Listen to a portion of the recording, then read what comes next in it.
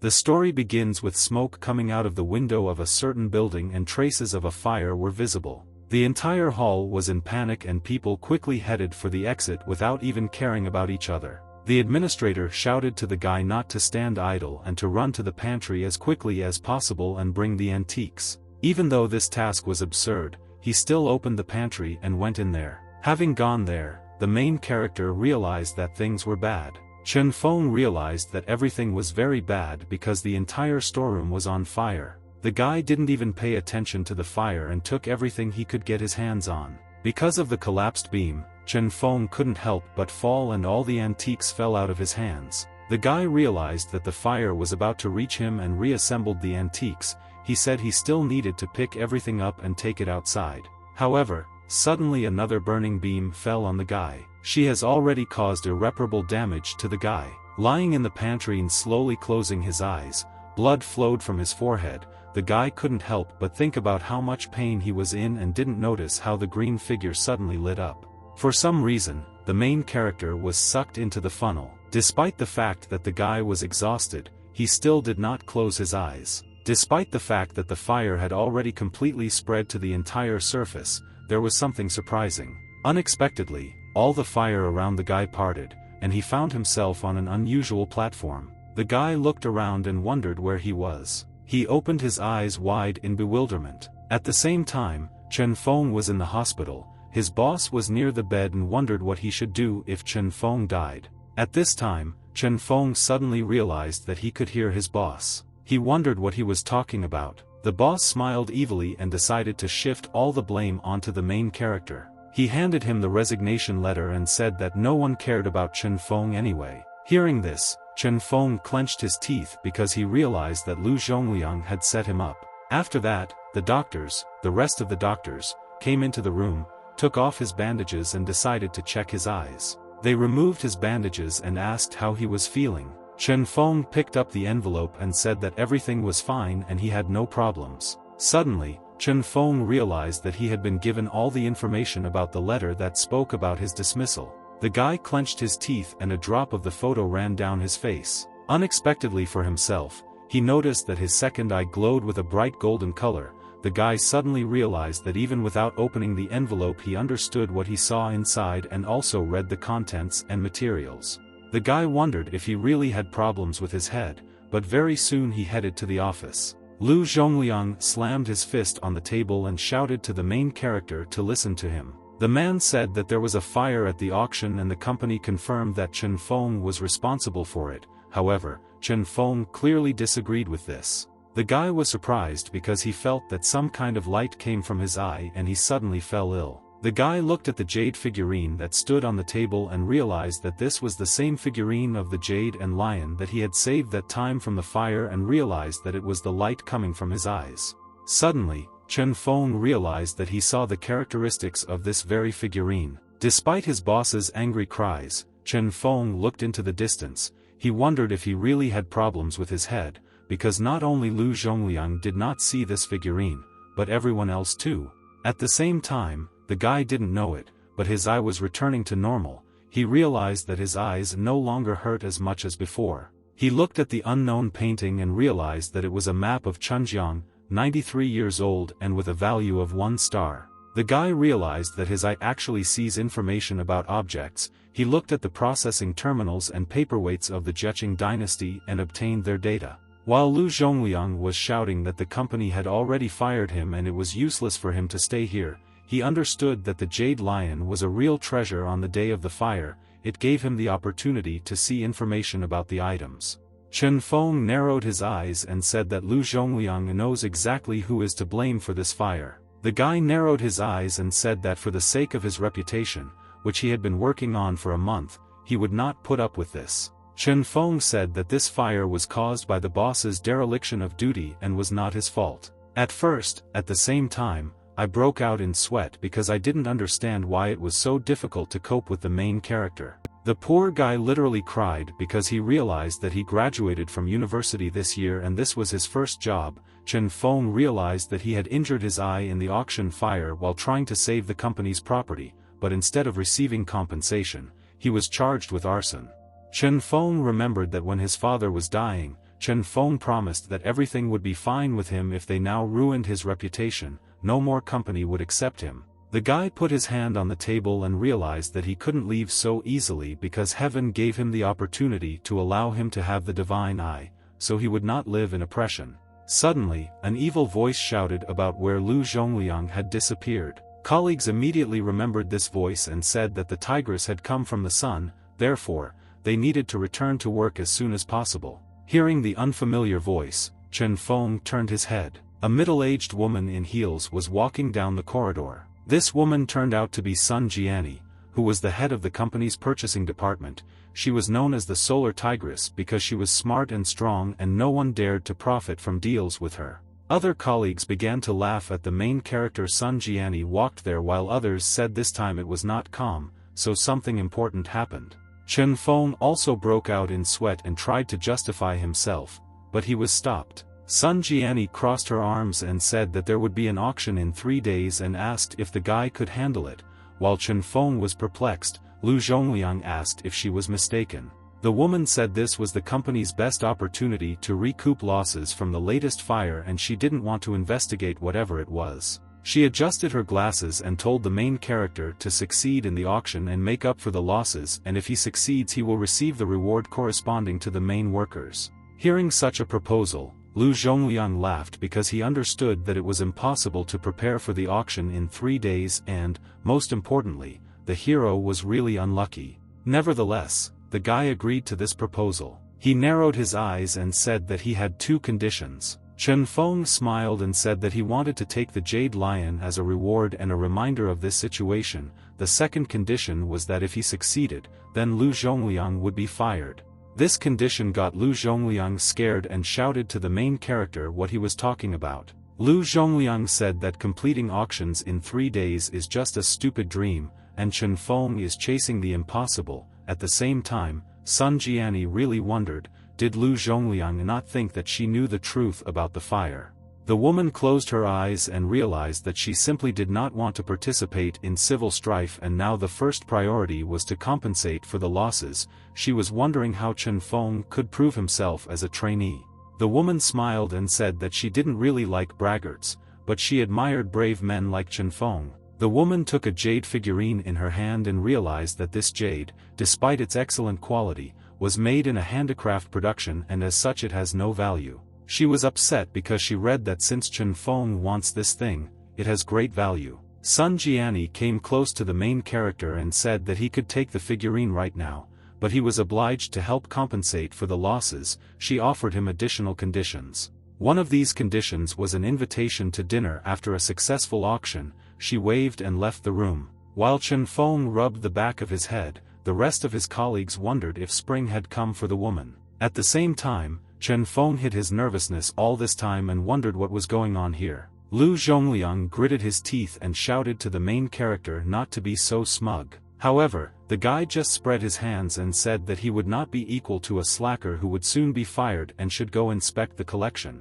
Very soon, Chen Feng was on the street, and he wondered whether he should go to the famous antique market in the city. However, the girl unexpectedly noticed a familiar face through the window. The guy squinted and realized that it was really her. A pleasant-looking girl was sitting at the table, smiling at her interlocutor. Her name was Gao Yuanquan. The guy remembered how in his student years they called her a goddess. Chen Feng could not forget that she was born into a wealthy aristocratic family that had been dealing in antiques for generations. Nevertheless, the guy instantly remembered that he, like an ordinary poor student, did not manage to confess to her until the end of his studies. Ultimately, Chen Feng decided to go his own way and not interfere with her. However, his eye suddenly activated and saw a 3-color glazed clay bowl and its adaptation. The guy was surprised because he didn't understand why his eye suddenly activated. Chen Feng immediately realized that the plate on the table was fake. The guy looked at the girl and thought deeply. Gao Yuanquan picked up the cup with a smiling face. The item, which was a real antique,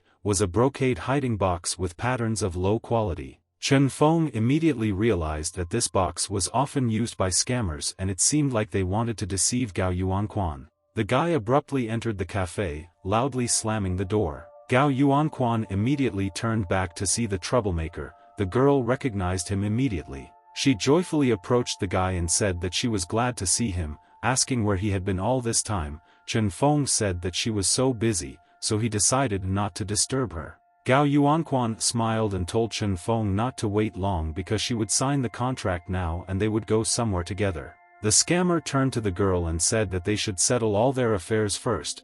Gao Yuanquan said that there was no point in talking because she was happy with everything and offered a price of 300,000 yuan. The man grabbed the box and said that he agreed to this deal. After that, he smiled and said that she had given him a 3-color glazed clay bowl. Chen Feng squinted and wondered if he really wanted to pretend to be a kitten and defeat the lion. The guy thought about how he could teach the old man a lesson. Suddenly, a mug of tea fell from the table. It ended up right on the merchant's clothes, who screamed loudly in pain. Chen Feng immediately began to dry the man's clothes and apologize for his action. Gao Yuanquan did the same. In the midst of all this commotion, Chen Feng touched the box and realized that you were the same back to mechanism.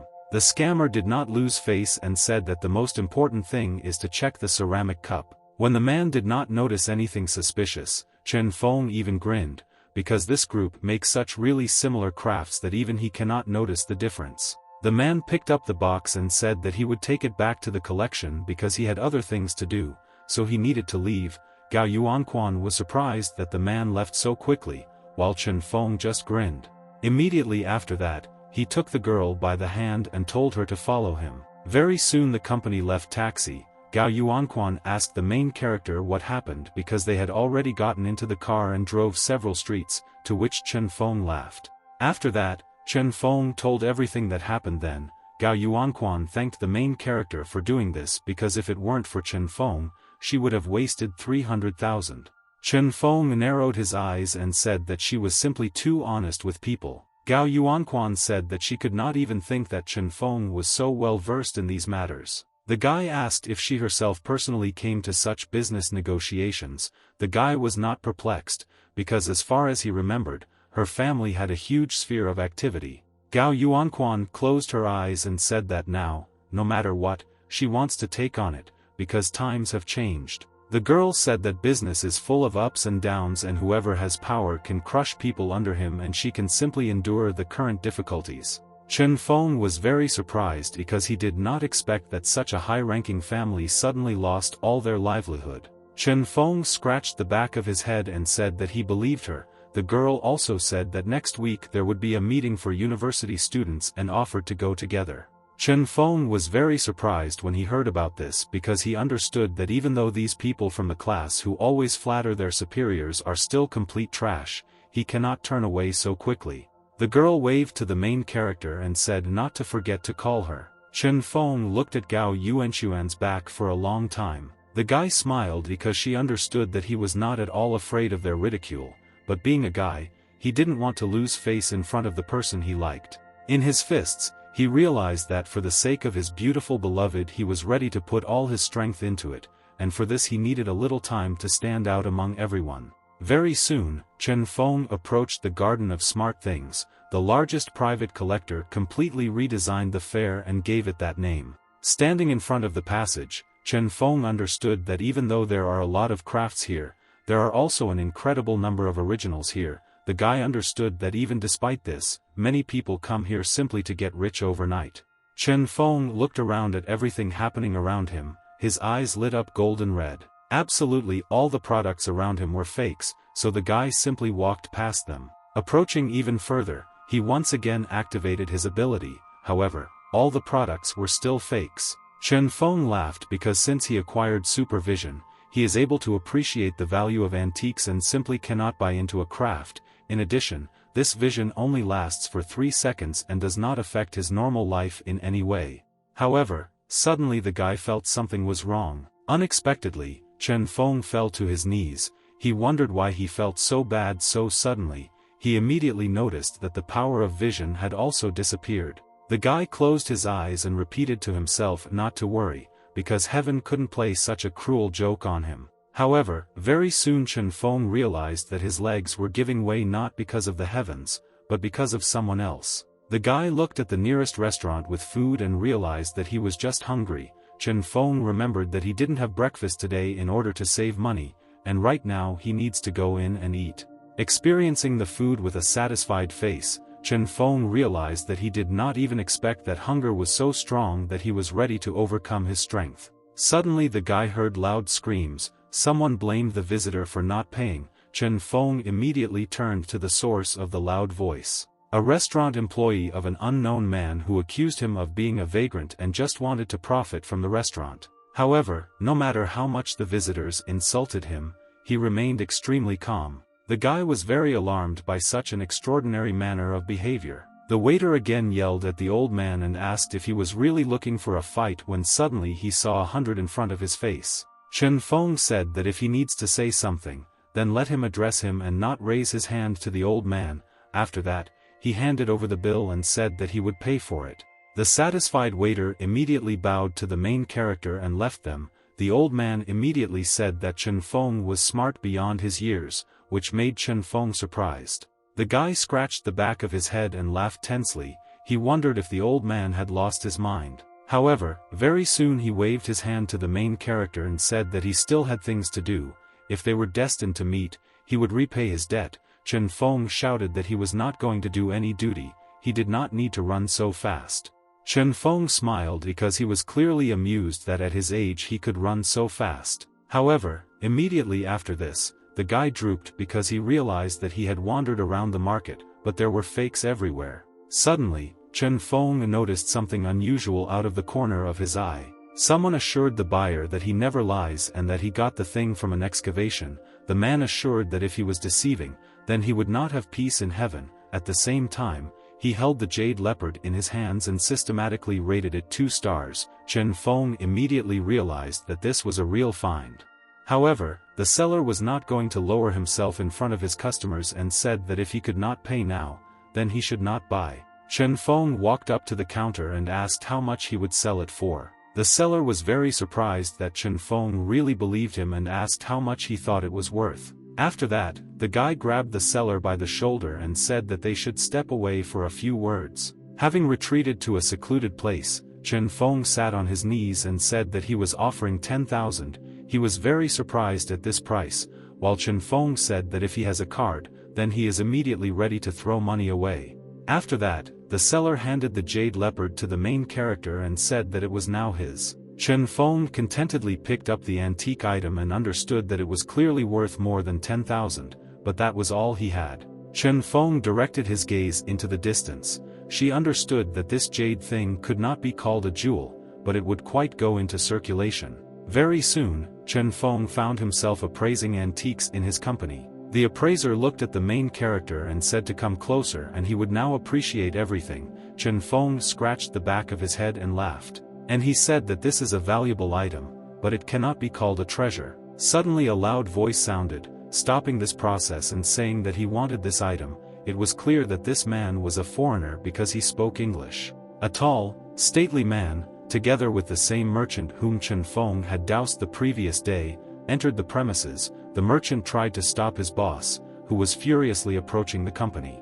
After that, he turned to the guy and said that Mr. Gu Luzi's gaze was fixed on the object in his hands and asked why it was still in his hands. Chen Feng squinted because he understood that this was also the person who wanted to deceive Gao Yuanquan yesterday and they could simply deceive. The guy smiled and changed. He said that he would have to try because he was young, and money could not be earned so easily. Immediately after that, Gu Luzi showed a 0 sign and named the price of 300,000. He was completely sure that he was right and asked if he would sell it for the price. However, Chen Feng suddenly smiled and told his boss that he would sell it for 250,000. The appraiser picked up the item and said that if he has something, he should immediately pick it up. Why did Chen Feng agree? Having refused the offer, Chen Feng calmly left the room. Coming out of the room, the guy squinted and understood that now he had to take care of the couple and not let Lu Zhongliang get his way. However, unexpectedly for the main character, the same old man for whom he stood up in the restaurant approached him. The guy was very surprised by this meeting. The old man said without opening his eyes that Chen Feng would be rich. The guy scratched his head and asked what he meant when he said something like that. Chen Feng squinted and realized that the path from here to the restaurant was far from close and wondered how it happened that they collided again. Despite the thoughts of the main character, the old man only smiled calmly and said that this was a treasure that he had kept for a couple of decades. At the same moment, the protagonist's left eye glowed golden red, and he was greatly surprised. The man presented a very unremarkable-looking cup. However, upon further inspection, beautiful engravings were visible. The guy immediately realized that this was an engraved octagonal bowl, which was almost 1,000 years old. Chen Feng opened his eyes wide as he realized that 4 stars was the highest rating he had ever seen. Unexpectedly, the guy remembered that this bowl was sold at an auction in 2006 at Sotheby's. The guy understood that there was a priceless treasure right in front of him. He squinted because he didn't understand how such a value ended up right in front of him. Chen Feng wondered how and where such a calm-looking man was. The man in front of him laughed and asked if Chen Feng was happy. He said that he was alone in this world and was keeping this little thing for his coffin. However, Chen Feng coughed and understood that this cup was worth an incredible 100 million and he didn't have that money right now. Chen Feng scratched the back of his head and asked how much he would sell the bowl for. The guy said he couldn't do the lifting himself, but he could contact a company that would help. The old man opened his eyes and asked why he couldn't afford it if the man didn't even name the price. He said that because Chen Feng had done him a favor, out of friendship he would offer her for 250,000. Chen Feng opened his eyes wide and could not say a word. He understood that this was too incredible a price and he only earned 250,000. Chen Feng squinted because he understood that this price was too unrealistic and it could be a catch. The guy smiled and said that if he buys this cup for 250,000, then he will probably rest in peace for the rest of his life. Chen Feng said that he would offer 2 million on behalf of the company and if the man agreed, he would immediately contact them. The man clicked his tongue and said that he was not a rich man by birth, but nevertheless agreed to the deal. Chen Feng smiled and said that he would not regret calling the company. He understood that because he had the divine eye, this offer was like manna from heaven. Suddenly, Chen Feng heard a loud scream that told them to stop. Gu Luzi turned to the merchant and told him to get the item. Qiong Xiansen smiled evilly and told him to set a price for this thing and enjoy life. Gu Luzi was next to him all this time and looked at the company of the protagonist. Gu Luzi said that his appearance speaks for the fat man. He asked if his brain was swollen with fat. Qiong Xiansen turned to the old man and threatened him. The man grinned and asked if that was exactly what he wanted and came close to him. Immediately after this, he sharply tensed his leg and threw his opponent back, who clearly did not expect this attack. Hearing the screams of Qiong Xiansen, Chen Feng realized that the old man was also a skilled warrior. The man said that they should go to another place and discuss everything because he was tired of these troublemakers. Very soon, Chen Feng and the old man were sitting in a cafe. The guy smiled and said that he would contact the company. After calling the boss, Chen Feng said that he had found the penultimate product. Sun Jiani picked up the phone and asked him to tell him what he was talking about. Chen Feng said that he found an engraved octagonal bowl. The woman was immediately surprised and asked if he was really confident in his find. Chen Feng said that he was absolutely sure of this and could sign the declaration of responsibility. The guy said that they agreed on a very good price of 2 million.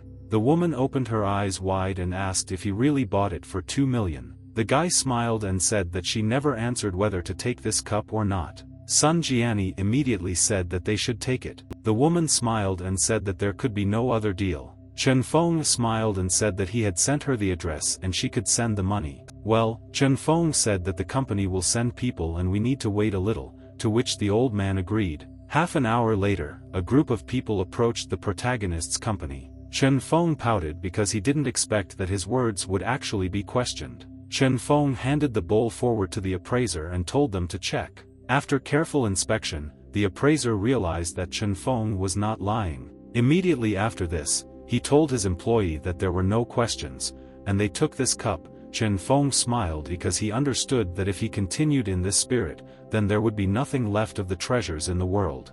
Immediately after this, the company waved its hand and left the main character alone. Chen Feng smiled brightly at the old man and thanked him. He said that he would be glad to meet again. The old man just smiled in response and said not to worry about it, because everything would still work out. After that, he extended his fist and told the protagonist to take it as a bonus. The guy was very surprised by the unexpected gift. The man handed the main character a strange iron bracelet. However, the company did not know that they were being watched all this time.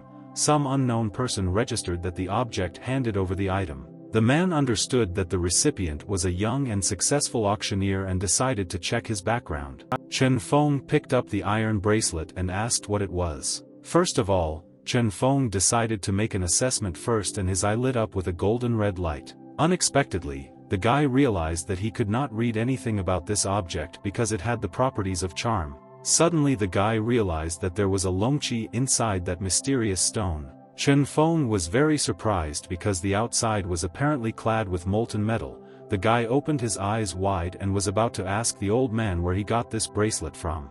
However, before Chen Feng could wake up, the old man's trace disappeared. Suddenly, the bracelet in the protagonist's hand lit up with a bright light. The guy clearly didn't expect what was happening. Suddenly, the dragon inside the bracelet began to transform. To everyone's attention, the bracelet seemed to transform and dig into the skin of the main character. The guy realized that he couldn't take it off at all. However, the main character's thoughts were interrupted by a phone call. The guy picked up the phone because he was already scared and looked angrily at the caller. However, these people turned out to be Sun Jiani. For this reason, the guy could only grit his teeth and calmly answer the call. The woman smiled and told him to get ready and come to the office. She explained that he would be attending the weekly meeting. Chen Feng was very surprised, because he is just a small trading agent and his qualifications are not that good for sitting at the meeting. When the guy hung up, he smiled and wondered if Sun Jiani had made a mistake and decided to call her back.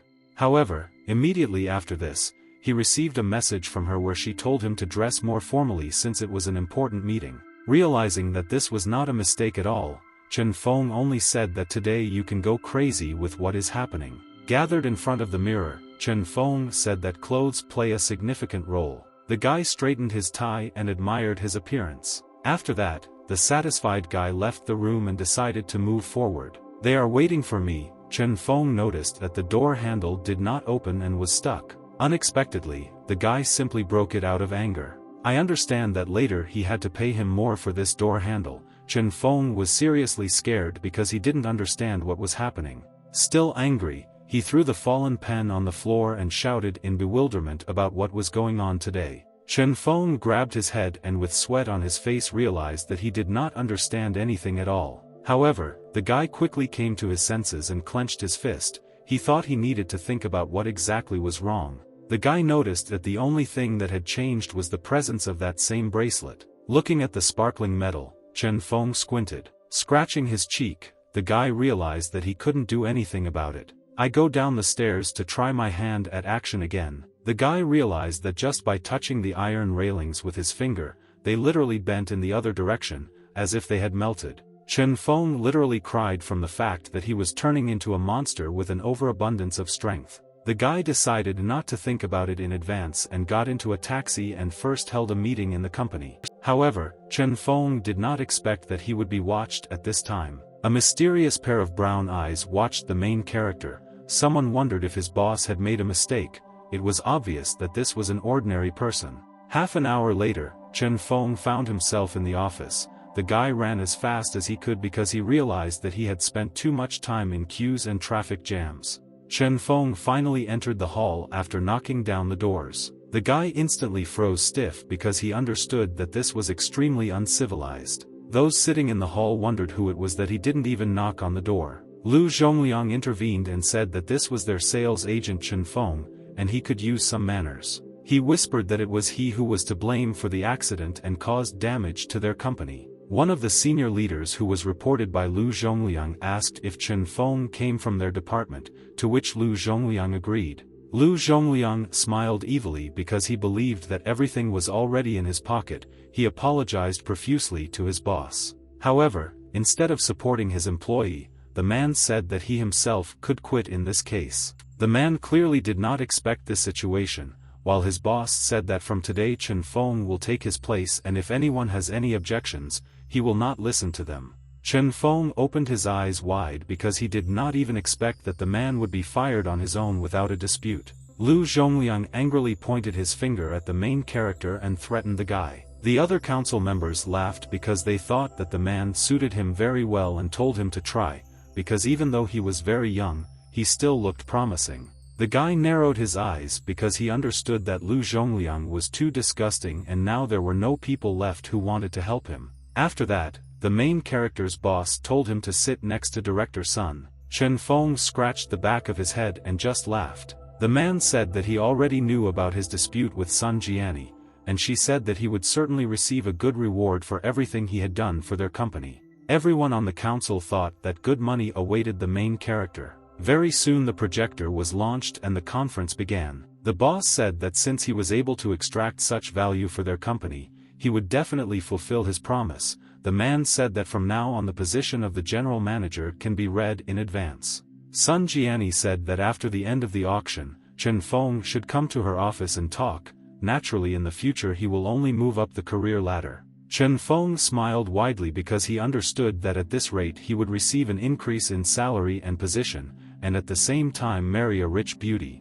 The director just winked at the main character. The guy instantly narrowed his eyes and realized that Sun Jiani was going to surprise him. Immediately after this, Chen Feng stood up from his seat and thanked everyone else for appreciating him. The boss told the main character not to worry and to continue working in the same spirit. Suddenly the man mentioned something. The man said that the manager is called a tigress outside the office and asked how he feels about this and whether he is not afraid of her. Sun Jiani said that if after his words she did not find the guy, then she would put all the blame on him. Chen Feng scratched the back of his head and said that the CEO was simply the best and laughed awkwardly. Very soon the conference continued. The financial director reported that the purchased engraved octagonal bowl this time was sold at a pre-agreed price and Chen Feng, as the person in charge of this matter, would receive 800,000. Chen Feng looked at his boss, who was smiling broadly at the guy. After that, he looked at Sun Jiani, who clearly treated him better than before. After that, he looked at the rest of his colleagues, who clearly had envy in their eyes. The guy understood that such a pathetic person like him would certainly work hard despite difficulties and criticism. However, right now everything has changed because he has a magical eye. The guy smiled because he realized that his future looked more adventurous and exciting. Chen Feng understood that as soon as he received the first amount of money, big changes awaited him. As a result, Chen Feng decided to invest this money in Gao's antique shop. The guy understood that right now their business was suffering losses and every year less and less quality products were being sold. Nevertheless, the guy understood that his ability to evaluate jewelry was a guarantee of quality. The guy remembered Gao Yuanquan because he understood that the opportunity to approach her was not given every time and it would be a sin not to take advantage of it. However, Chen Feng knew that first he needed to put in all his strength to work as a general manager. After the meeting ended, Chen Feng stretched her shoulders and said that this long and hard day of work was finally over. The rest of the colleagues encouraged the main character and obviously bombarded him with flattery. As a result, the guy decided to call a taxi to his home, feeling the taste of a rich life for the first time. However, suddenly the guy heard a sound unfamiliar to him and immediately turned in its direction. His magical eye was activated, and he realized that there were many dangerous objects in the trash, including knives and a bat. The guy squinted because he understood that a knife in a trash can was a common thing, but there was clearly something wrong with the bat. The guy, nothing had happened, continued his walk, luring his ill-wishers. The man armed himself with knives and said that Chen Feng was too dare to wander here alone at night. The other man took the bat and laughed. He said to kill the main character. Very soon, ill-wishers immediately approached the guy. Without thinking twice, they swung their cold weapons, emitting loud screams. Chen Feng narrowed his eyes and almost laughed because he understood that these were incredibly pathetic people. He was already looking forward to putting them on his shoulder blades. The petty scoundrel put a knife to the hero's throat and told him to quickly give the money. Nevertheless, his face showed how nervous he was. Suddenly, Chen Feng asked if Lu Zhongliang had sent them. The petty thieves were instantly taken aback when they heard this name. The man said that she didn't notice that this alley was hidden in the dark, but there was a public safety station adjacent to it. The guy understood that, as a rule, petty thieves don't meddle here. Smiling smugly, Chen Feng said that it is obvious that Lu Zhongliang is involved in this matter. The man with the knife, even though he didn't believe in the main character's arguments, nevertheless pulled the knife forward and asked if he had really lost his head. Without thinking twice, they decided to attack the guy together. The man with the knife ended up behind the head of the hero and swung the bladed weapon. The guy instantly activated the bracelet on his wrist and immediately increased his strength. Chen Feng swung his fist and pointed his fist at the enemy with a smile. With one movement of his hand, Chen Feng easily hit his opponent in the solar plexus, who could not formulate anything in response. Because of this movement, the knife flew out of the enemy's hands, while the man himself found himself at the other end of the alley from the force of the blow. The man stopped literally next to the trash can where their first meeting took place, and his comrade immediately became afraid of the human strength. Chen Feng understood that he would not be able to cope with it. Without thinking twice, the guy decided to successfully retreat. However, Chen Feng smiled and asked if he really wanted to run away and chased after his opponent. With a sharp movement of his hand, he slapped the fleeing man in the face. As a result, this man also ended up unconscious in the trash can. Looking at the motionless carcasses, the main thing was that the hero smiled because he understood that not only strength, but also reaction, along with speed, had increased beyond human understanding. Chen Feng knew that right now he was at least at the superhero level. However, Chen Feng still wondered why the old man gave him this bracelet. However, he decided to think about it for a moment and called the police. 2 minutes later, a police car arrived at the scene. A girl officer in uniform approached the main character. The guy instantly thought about the divine beauty of the officer. The girl asked the main character if he called her and if it was he who mentioned the robbery. The officer asked if Chen Feng knew that making a false call is punishable by prison. The guy said that they were lying on the ground, so he had to resort to self-defense. The officer was extremely surprised that Chen Feng could fight, to which the main character said that he had learned a couple of techniques. Chen Feng said that since the officer came, the guy is going to leave. However, the officer said to wait a little as she would draw up a report. 5 minutes later, the girl said that they had sorted out the matter. She handed over a piece of paper with a number and said that this was her business card. If something happened, the guy could call her. Suddenly the guy noticed a phone falling from the girl's pocket and bent down to pick it up. However, Chen Feng did not expect what he saw on the screen. It was written there that an investigation was underway into the theft of a gold bracelet from a Tang dynasty tomb. It was written that the suspect fled to this city, and police officers are obliged to help the investigation. Suddenly, Chen Feng realized that this bracelet was very similar to the one the old man gave him. However, the guy wondered if that bracelet was made of iron at that time. The guy swallowed from the fear coming to him and realized that the bracelet had been stolen, and now it was clear where such unreal abilities came from. Chen Feng picked up the phone and asked if the tomb robber did this. The girl thanked the main character. The officer said the bracelet was found by a government archaeological expedition. However, she said it was not long before it was scheduled to go to the museum. The girl asked if he had any clues and said that this was a very important artifact for the country because of the provision of assistance. They promised a cash reward of 5 million. Chen Feng just laughed and hastily retreated. The guy said that he just asked and he would go if there were no additional questions for him. The guy walked alone along the alley because he understood that she said the last phrase on purpose. The guy brought his hand to his mouth and wondered if she understood something. Chen Feng involuntarily remembered the old man and wondered if he really became a tomb robber. The guy looked at his hand because he understood that the bracelet had already merged with his body. Chen Feng understood that the police should under no circumstances find out about this, otherwise he would end up with problems later. Climbing the stairs, Chen Feng, like the last rich man, thought again and went home along 11th Street. The guy was angry that the lantern had burned out, and as soon as he received the money, he would move out of this outback. However, unexpectedly, a child crashed into the main character's body. Chen Feng was seriously scared and asked what was happening. The guy instantly found himself on the other side because he did not expect something like this. However, unexpectedly for the guy, there was a certain girl right in front of him. With an unhappy expression on her face, she said that she was hungry. Kneeling down, she asked him to give him some food. Chen Feng was embarrassed because he did not understand how the girl could be so careless. While the girl approached the main character and literally pressed herself against him, the guy tried to ask her where her parents were. She said that she came from the city to find a job, but her realtor turned out to be a fraud and took her money.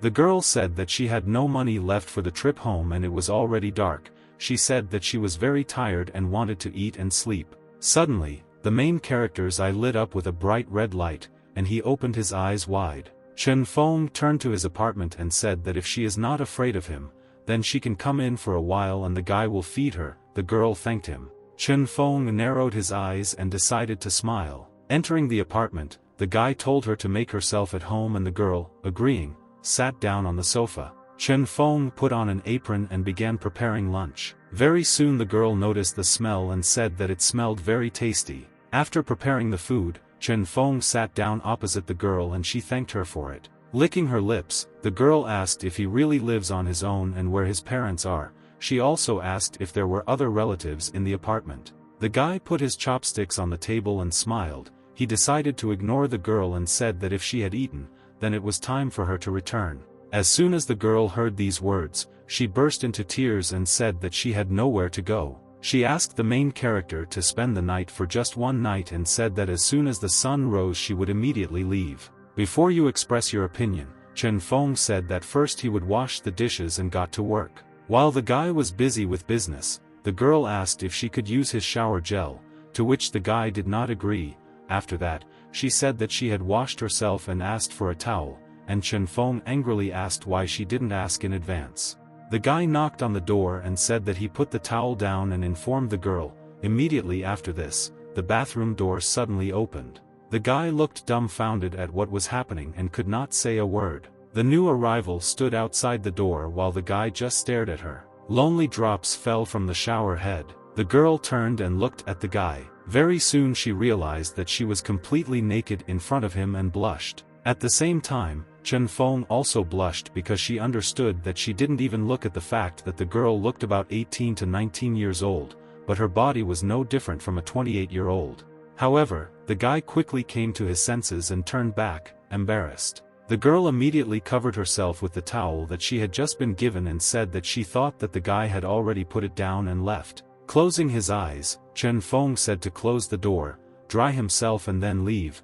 The guy was perplexed and did not understand what this girl was trying to achieve. Chen Feng slammed the door loudly and entered the living room. He told the girl that the bedroom was to the left, and she could sleep there while the guy himself slept in the living room. At the same time, on a difficult night, Chen Feng could not understand why his body was so heavy and whether he was suffering from sleep paralysis. However, immediately after he woke up, the guy noticed that the same girl who was sleeping peacefully was lying right on top of him. The guy took her by the shoulders and forced her to unhook from him. After that, he lay down right on top of the girl, and she screamed loudly. Blushing, Chen Feng asked what she wanted. The guy said that he had already shown her a lot of generosity. If she pulled one more trick, the guy would kick her out. The girl barely opened her eyes and said that Chen Feng was pressing painfully. The guy understood that this was his first such close contact with a girl. The guy squeezed the girl even tighter, and she, blushing, said to let him go, because her mother told her that this should not be done before the wedding. However, the guy quickly realized what was happening. Chen Feng said not to pretend and tell him who sent her and then he will let her go. The girl's face became covered with sweat, and she said that she didn't quite understand him. However, the girl's jewelry suddenly surfaced in the protagonist's memories. Among them was a Cartier pendant and a Bulgaga bracelet. The guy understood that all her lies were falling apart at the seams. The girl was surprised and asked if she had hidden everything in her wallet earlier. Chen Feng asked if she really believed that some kind of wallet would hide such things from his divine eye. Still standing over the girl, Chen Feng asked if she would speak. The girl said that if she told him, he was obliged to help her. She said that some troubles had happened to her and he should help her, after which she would be completely at his disposal. The girls moved away. Chen Feng folded his hands and said to tell her story, but not to deceive, otherwise his affection would not be returned.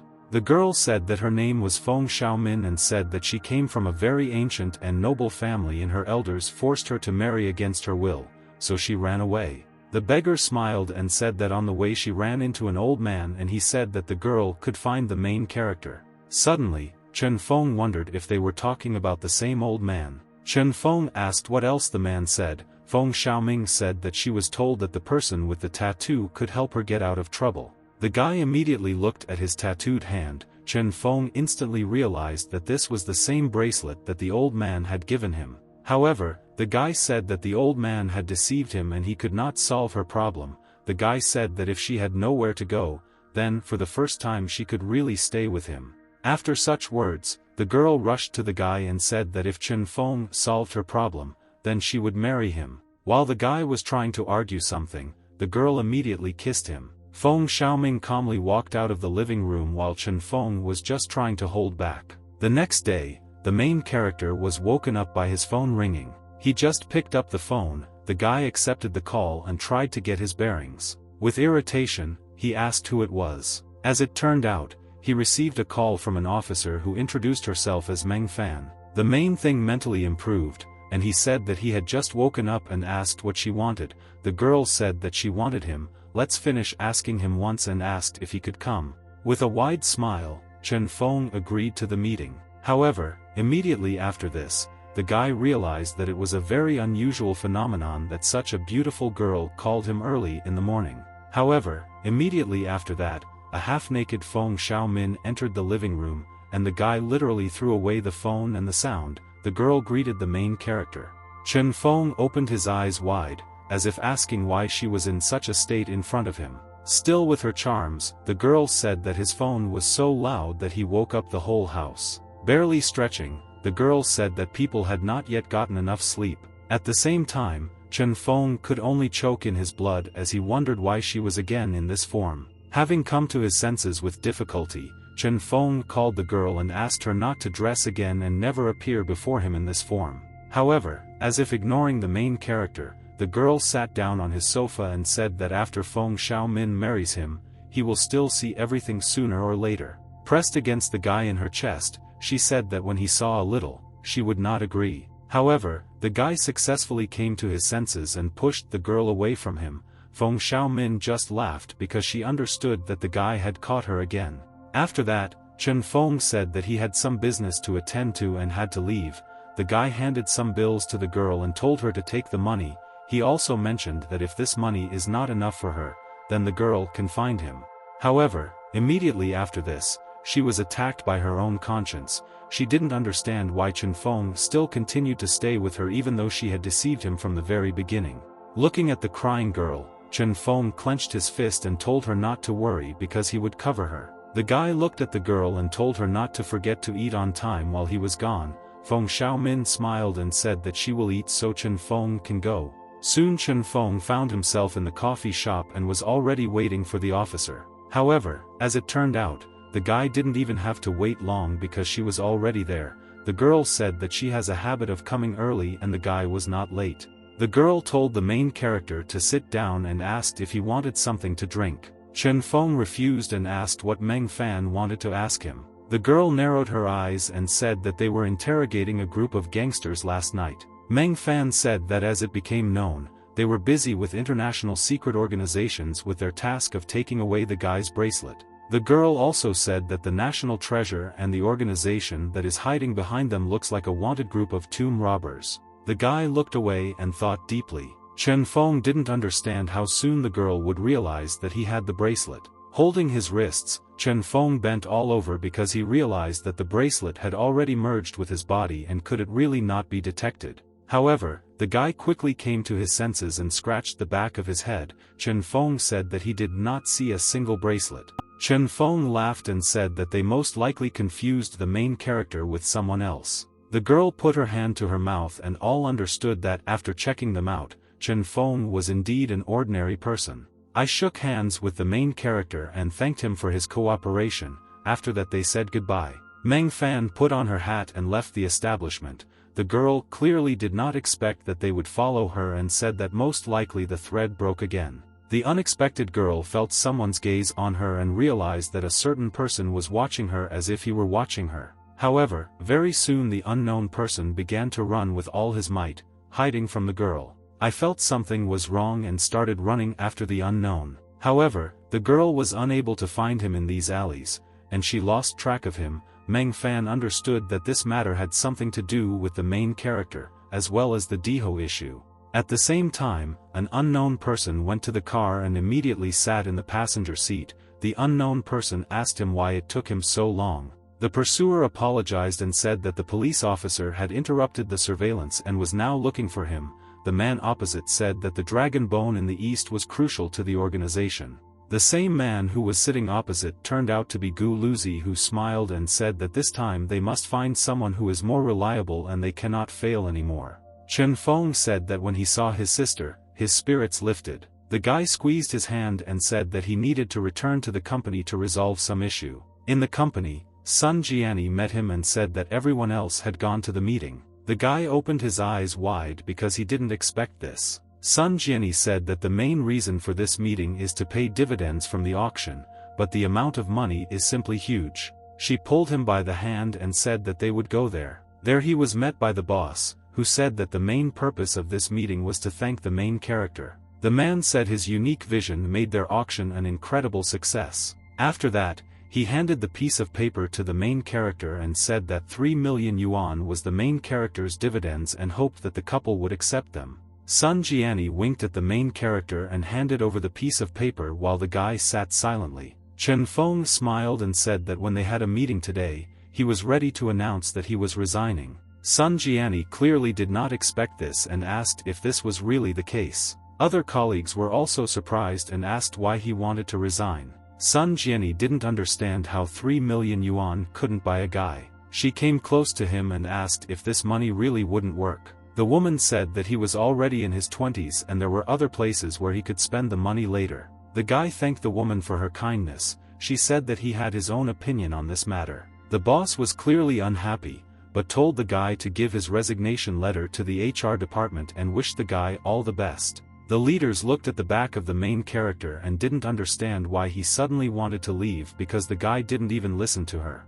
Suddenly, she noticed that her heart was beating like crazy and wondered why this was happening. With a red face, she looked at the guy and thought that he was part of the family. Chen Feng looked in Sun Jiani's direction and was surprised. The guy didn't understand why she was looking at him so intently. After the meeting, Chen Feng was very happy because he collected all his things and said that now it is not too late to go to Gao Jia's antique store. Sun Jiani moved to stop the main character, but then, to celebrate, he didn't even notice her and got into the taxi. The woman looked at the guy with embarrassment because he left without even saying a word to her. Later at the store, Chen Feng greeted the owner. Gao Yuanquan opened the door for him and asked why he was here because he was such a rare guest. At the same time, Chen Feng said that he came here so that she could hire him. The girl seemed not at all surprised and told him to go ahead then. Chen Feng smiled and said that it was good that he brought all his things. Gao Yuanquan said that this is great because her store is full of hope. Chen Feng put the box of things on the counter and said that the old lady was confident that the Gao family's antiques would definitely bring back the glory of the past. Gao Yuanquan wondered how they would do it. Suddenly the guy grabbed the girl's hand and told them to walk. He narrowed his eyes and said that first they should go to Kukyu Street, to which the girl agreed. Already at the market, the guy and Gao Yuanquan were looking at the items. Gao Yuanquan thought about the fact that she wanted to call the main character, but she didn't even think about him. The girl understood that in fact the Gao family's antiques had been lost a long time ago and with its help he would finally be able to restore his reputation, thanking him in his heart. Chen Feng scratched the back of his head and was about to say something to the girl. However, she was worried about the guy and asked him not to call her by her full name in the future and asked him to call her Yuan Yuan. The guy realized that it was indeed next to the platform's water tower. Chen Feng smiled and said that he would call her that. The guy scratched his head and said that he had friends at the auction house and there was a good product, so they could go and see it. The girl grabbed the main character's hand and said that it would be really great because this method will allow them to sell and their future will develop even better. At the same time, the guy only blushed at the girl's actions. Realizing that perhaps this is precisely what confuses the main character, she asked why he had such an expression on his face because she accidentally touched him. Chen Feng smiled and said that it was obvious that she was touching him. The girl pressed her hands to her face and said that it's boring that one is right and Chen Feng laughed. Yuan Yuan asked when they would meet the people from the auction house. The guy scratched his head and said that he would call now and ask everything. In the company, Sun Jiani picked up the phone and was surprised that Chen Feng was calling her. The woman's face literally lit up, and she asked why the guy was calling her. Chen Feng said that he missed her and asked if she was free. The woman froze in thought. Sun Jiani was surprised that he called for this reason. Having calmed down, she asked what it all meant. The guy offered to meet in person and said that he was now on Gu Wan Street on the second floor of Ulit House. The woman smiled and agreed to the meeting. She thought that the guy called her to apologize and he remembered to make an appointment. Very soon, Sun Jiani was already on the second floor of the establishment. When she saw the main character with someone else, she was very surprised. Looking at the girl next to the main character, she was surprised to notice that she was incredibly beautiful. Suddenly it dawned on her that since he called not only her, then something was happening. Chen Feng kindly told the manager to sit down and explained the situation. 10 minutes later, the leader winked at the guy and said that the Gao family's antiques are also considered a famous ancestral family and said that she was very glad that he chose Gu Dong. Yuan immediately noticed the change in the woman and opened her eyes wide. The girl entered the conversation and offered to sign a contract. She put her hand on the protagonist's hand and was about to continue. The girl said that she and the main character should pick up Gu Dong earlier. The woman squinted and realized what was happening here. After leaving the table, Sun Jiani said that she would return to the company and report to the chairman of the board, and there she said that she would inform later when the contract was ready. The guy extended his hand to Sun Jian and said that he wished them all success in this cooperation and said that he was offering to have dinner. Sun Jiani told the main character to wait until the contract was signed and said that she would contact him later. After leaving the establishment, she realized that he quit for the sake of that girl named Yuan. She was upset because she understood that until her feelings for the main character became stronger, she had to run away. At the same time, Chen Feng scratched the back of his head and said that he had only one girl living with him. Anya said that she moved away from her parents and it turned out that she had nowhere to live. Yuan did not doubt the main character at all and said that she was sorry that she moved away from her parents at such a young age. Chen Feng said that this was why he wanted her to come help in the store and asked her to take care of her. Yuan agreed and said that she would help her in any way she could. Chen Feng once again became convinced that Yuan is the kindest person in this world. Very soon, at the Gao Jia antique shop, Xiao Min was already standing at the counter. Chen Feng said that he has returned. The girl was glad to see the main character return, but he first told her to take the new batch to the warehouse and said that he would look after the store. The guy sat down on the nearest chair and enjoyed the first break. Chen Feng looked at the mysterious figure and realized that he still had some worries. Having scanned the figure with his eyes, the guy understood that as the value of identifying treasures increases, the energy consumption of the Eye of God is becoming less and less, but the characteristics of the jade lion and bracelets are still not visible to him. At the same time, Feng Xiaomin was watching the main character and was surprised that he was back in the study. The girl complained that being buried in a pile of ordinary goods every day was really boring, but she quickly discarded this thought and decided to go to the warehouse. Chen Feng picked up the figurine and said that the jade lion and this bracelet are probably not that simple. Suddenly the guy noticed that there was some movement in the yard and squinted. The guy left the store and wondered whose cats and dogs were doing the mischief again. However, as it turned out, these were not cats at all, but a real person who landed with a roar on the porch of the store. Chen Feng was greatly surprised and opened his eyes wide. The guy asked who he was. It was the man himself who, with a serious expression on his face, asked the guy where the bracelet was. Swinging a brass knuckle at the main character, the man said that nothing would change if he died. However, in the blink of an eye, the image of the main character disappeared into thin air, and the man missed. As it turned out, Chen Feng was already above him with an angry expression on his face. The guy said that he was not given to him. After this, Chen Feng began to beat the newcomer while laughing. Very soon he tied up the man and he only begged him to kill him or let him go. However, Chen Feng spread his hands and asked if he was so stupid as to let him go so that he could kill him. The guy said he would call the police.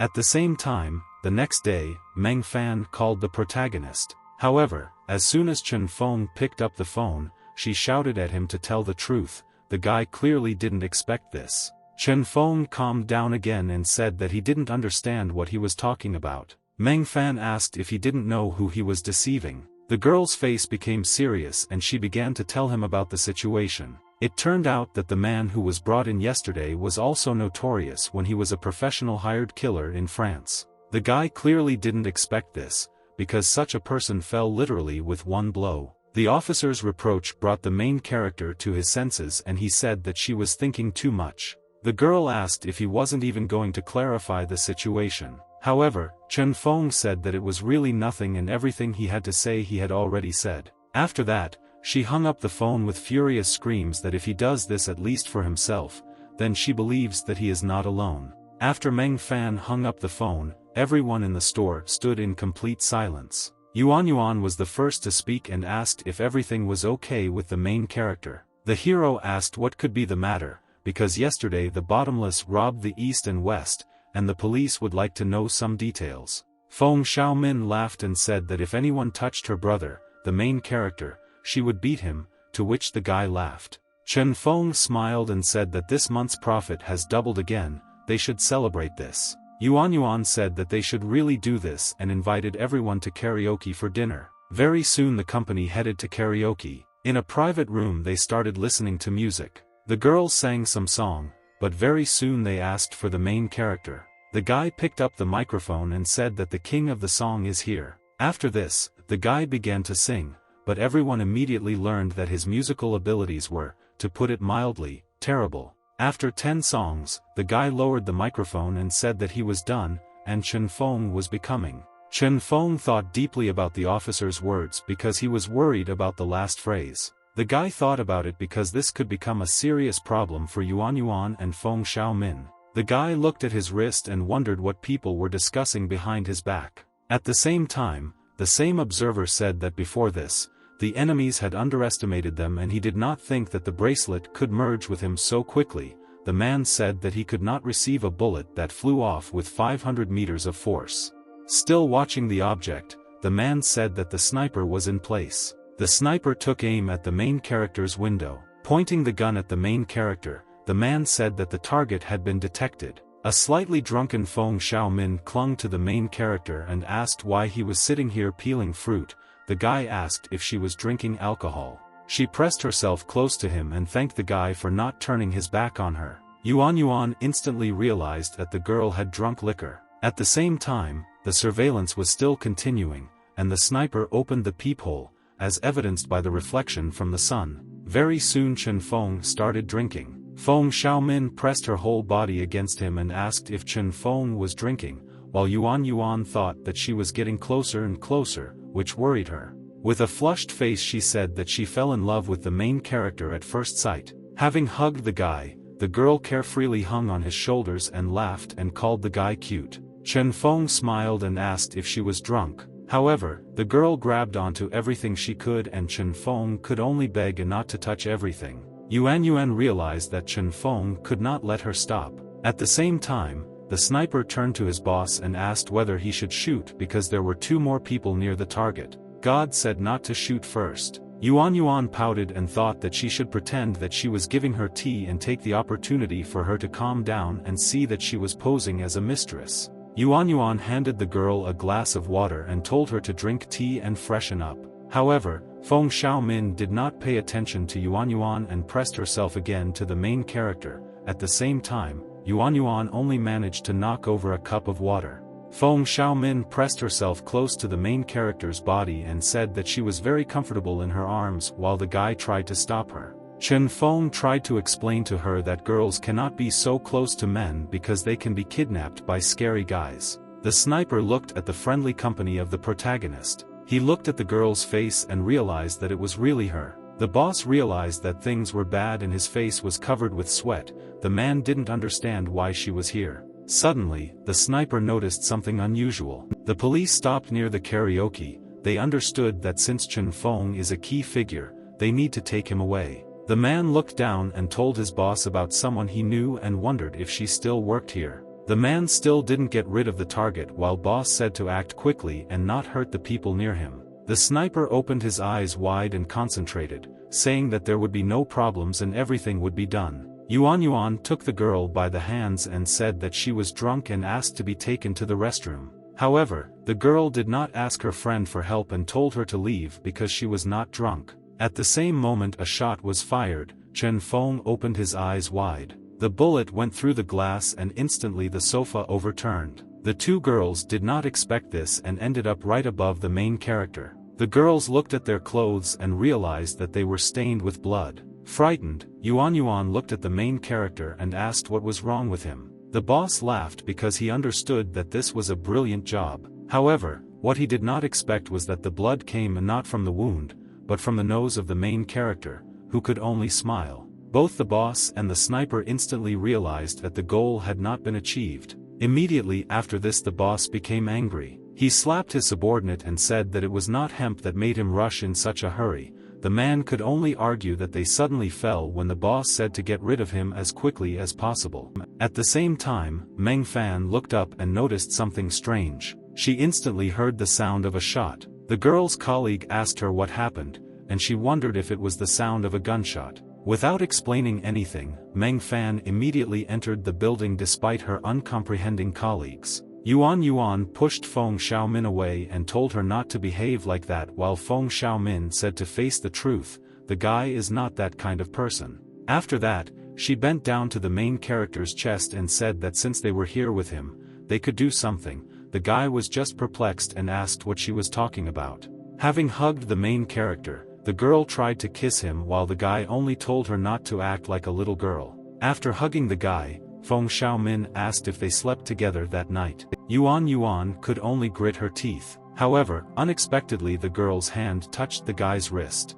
Thinking that Feng Xiaomin was going to undress him, Yuan left the room with tears in her eyes while the guy shouted something that was not what she was thinking about. At the same time, Sniper was watching this and was angry because Chen Feng continued to play dead. The man said that there was still a chance and they should turn on the music because they shouldn't notice the bullet. The man said that as soon as he gets up, you need to keep his head at gunpoint and not screw it up again. The sniper was clearly worried, but he was watching him. However, suddenly the protagonist's eyes activated and he noticed something. The guy didn't understand why his eye suddenly activated. Chen Feng turned his head and noticed the hole from the shot. The guy realized that this was a 12mm rifle bullet, which was specially designed for warheads and was fired about a minute ago. The guy instantly realized that an attack had occurred. He grabbed Yuan by the neck, and she asked him what he was doing and whether it was too much. While Chen Feng grabbed the girls, why did the guy grab them? Chen Feng crouched down and said that he would explain absolutely everything later and said that there was a hole in the window. Immediately after this, a shot was fired. The bullet with incredible speed headed straight towards the main character. At the same time, Meng Fan stood at the concierge and showed a photo of the main character. She asked to immediately tell him what room he was in. The administrator said that he was in room 502. The girl waited for the elevator and got out. She shouted his name loudly, trying not to be late. The bullet once again pierced the glass and headed towards the guy. Chen Feng grabbed the girl and tried to protect her as much as possible from the shot. After this, the volley began and those who came could only run away. There was another rifle shot. His strength was even enough to knock out part of the wall. Meng Fan just covered her ears with her hands and tried to protect herself as much as possible from shrapnel and shots. Despite the fact that silence reigned very soon, the light from the lens was still visible. The sniper began to sweat because he understood that this was impossible and he could not find their position so quickly, because even a professional soldier could not understand where they were sitting in such a short time. Afterwards, I silently observed this situation, and his face was also covered with sweat because he didn't understand how he did it, because Chen Feng is just an ordinary person. The man understood that he could not be allowed out of this room. Very soon the shot stopped. Yuan and Feng Xiaomin sat next to each other like frightened sheep. They were both at different angles, but they were still silent. Chen Feng looked at the officers and realized that she was most likely very angry. The girl grabbed the main character by the collar and asked if he was immortal and how he could play with international killers. Meng Fan slowly moved towards the window frame and tried to figure out the position, otherwise other people would be in danger. Chen Feng grabbed the girl by the shoulders and said that the sniper was on the roof of the opposite building. Meng Fan didn't understand who Chen Feng was and could he really just go through the occupation to see the sniper, or is it just a coincidence? The girl took the radio and asked for help. Soon a lot of police cars headed towards the karaoke. Within a moment, they surrounded the building. One by one they entered the building and said that the capture squad was ready. Meng Fan grabbed the guy by the collar and asked how he copes with this horror. knowing that he will not have a good day. The girl sincerely doesn't understand why he still won't tell her the truth. However, the guy understood that he couldn't just talk about what had happened these days, because it could all be mistaken for the ravings of a madman. Describe said not to worry, this guy definitely won't be able to escape and not even a fly will fly past them. The girl said that we should not underestimate the enemy because there could be two of them and asked to be on guard while she was talking on the radio. Chen Feng was deep in thought at this time. The guy understood that because of this noise, they couldn't just pass him by. After all, it all started in a random meeting in a noodle shop a month ago. Meng Fan asked if this was really a chance meeting. Hearing this conversation, Feng Xiaomin also tensed. Chen Feng said that it was because of the food and the kind old man. Anya said that he just gave him a strange bracelet. Meng Fan did not understand what Chen Feng was trying to say. The guy said that this is the same strange bracelet that she was talking about, and regarding who the old man is, he really doesn't know anything, and about these killers, too, which confuses him. At the same time, the gang was lost in their thoughts because they didn't understand why the old man gave the bracelet to him because he was an ordinary person. And squinting, Meng Fan asked if he had a bracelet. Chen Feng said that he really has it. After that, he showed his tattoo, and the officers were surprised. She pointed the barrel of the gun at the main character and asked if he really wanted to deceive her. However, the guy got angry and said that he did not deceive her, and as soon as he got this bracelet, it immediately merged with his body and became a pattern on his wrist. Feng Xiaomin opened her eyes wide. No one had ever been able to merge with this bracelet so quickly, let alone an ordinary person. Meng Fan still didn't believe the main character and said that she couldn't believe it, so there was no need to invent something to deceive her. However, Chen Feng insisted that he was telling the truth. Very soon there was a loud sound and the karaoke door was knocked down. The special forces entered the roof. One of them reported that all teams had reached their destination. After releasing the drone, the man said that the target was confirmed on the roof to the south and the operation had begun. As soon as the police entered the roof of a neighboring building, they immediately took action. However, all this was useless since there was no trace of the sniper and there was only a broom with a weapon. At this moment the man ordered to raise his hands. After turning the broom over, the commandos noticed something truly unusual. The sniper was dead. As it turned out, there was a huge hole in the man's body, even despite his body armor. All the special forces immediately tensed up because they had never seen something like this. Meng Fan radioed the commandos and asked what happened, asking if they had caught the killer. All that was heard from the radio was an uncertain request to check for yourself. At the same time, the police station was even more perplexed. A certain man, apparently the head of the department, shouted and asked what Meng Fan was doing. The man said that in the event of the loss of the relic, it was so loud that now everyone is alarmed, even an international killer, and something has clearly gone wrong. A huge folder with a photograph of the main character was thrown onto the table. The girl looked at the protagonist's face and couldn't help but get lost in her thoughts. She asked what exactly was wrong with him. She said that according to available information, he is just an ordinary person. Meng Fan understood that even though Chen Feng admitted that he was connected with the artifact, he did not have any real evidence, and if he said this now, the director would curse. The man did not calm down and asked why the international assassin wanted to kill him. The girl's colleague told her not to be angry with the girl because they already had clues. The man asked if he knew that they had an international killer and said that this was a huge breakthrough for advancing the case. The colleague was about to turn to the girl as she was about to do something. She saluted and asked her boss to give her some time to find the killer. The girl's colleague approached his boss and handed him a cup of tea. He told him to watch the actions of the young ones while the boss relented and said that he would wait for good news from them. However, unexpectedly, Meng Fan burst into the captain's room and said that they had bad news. At this moment the chief of police asked what happened. Very soon the company approached the guard room. The killer's body literally melted. He froze in a state of agony. He was clearly dead, and the chamber was filled with a strange air. No one clearly expected such a development, because in this way all the clues were erased. An unknown meeting was being held in a mysterious church. A certain man asked for an apology because his subordinate was unable to cope with the task. Gu Luzi, even though he said to forget about it, this yellow-haired girl is quite cunning. The man said that he thought that Chen Feng was an ordinary person and was planning to just kill him and never expected her to appear here.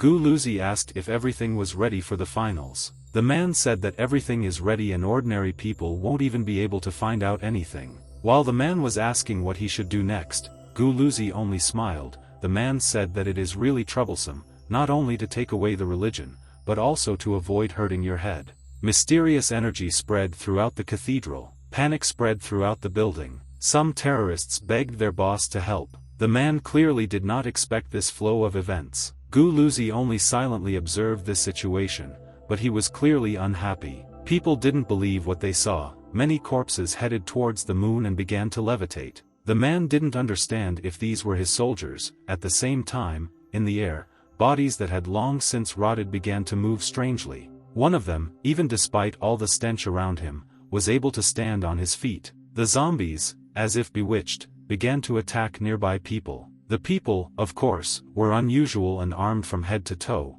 but absolutely everyone did not expect such an outcome of events. The same man asked what kind of monsters these were because they smell like carrion. However, suddenly he noticed how a thread stuck into his skin. As it turned out, above him was a mysterious girl who controlled the threads and seemed to fly. While in the air, the girl with red eyes just laughed. The man immediately realized that the same person was the bloodthirsty Georgie I. Gu Luzi could only look at the girl with an evil smile. Bloodthirsty Georgie I looked at her victims and laughed. The girl told them not to run and to play with her dolls. After this, many zombies headed towards their opponents as if under control. One of the terrorists could not believe that they would have to fight her. He released the entire clip in just a few seconds and screamed loudly. The man understood that this was far from the only such case and all his colleagues acted in the same way. However, the unexpected man's body began to levitate and rose into the air.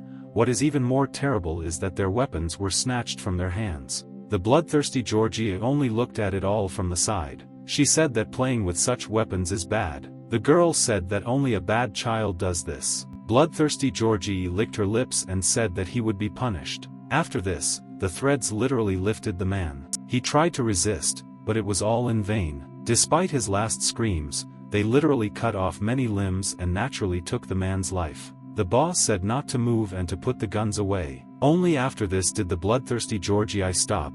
She laughed and asked if they really finished playing so quickly. Having dropped down, the girl literally stepped into pools of blood. Like a little girl, she laughed and said that the toys her dad brought her were very funny. Immediately after that, she threw herself into the arms of her father, who turned out to be Gu Luzi. The girl jumped up to his employee and said that his sunglasses were very good and he still had a lot left, so she wanted to play with him. The man at that time was only trying to stop the crazy girl. The man clenched his teeth and realized that he had diligently collected masters and would definitely defeat her. Gu Luzi asked his daughter if she wanted to stay at home or if she wanted to go hunting. The girl happily said that she would be glad to go to her again. The man said she could do it, but only under 3 additional conditions. The man handed over a photograph of the main character and said that if she did not do this, then she would never be able to go hunting again. At the same time, there was a wonderful atmosphere in the antique shop. Yuan looked at all the types of antiques and only thought that she had understood everything wrong.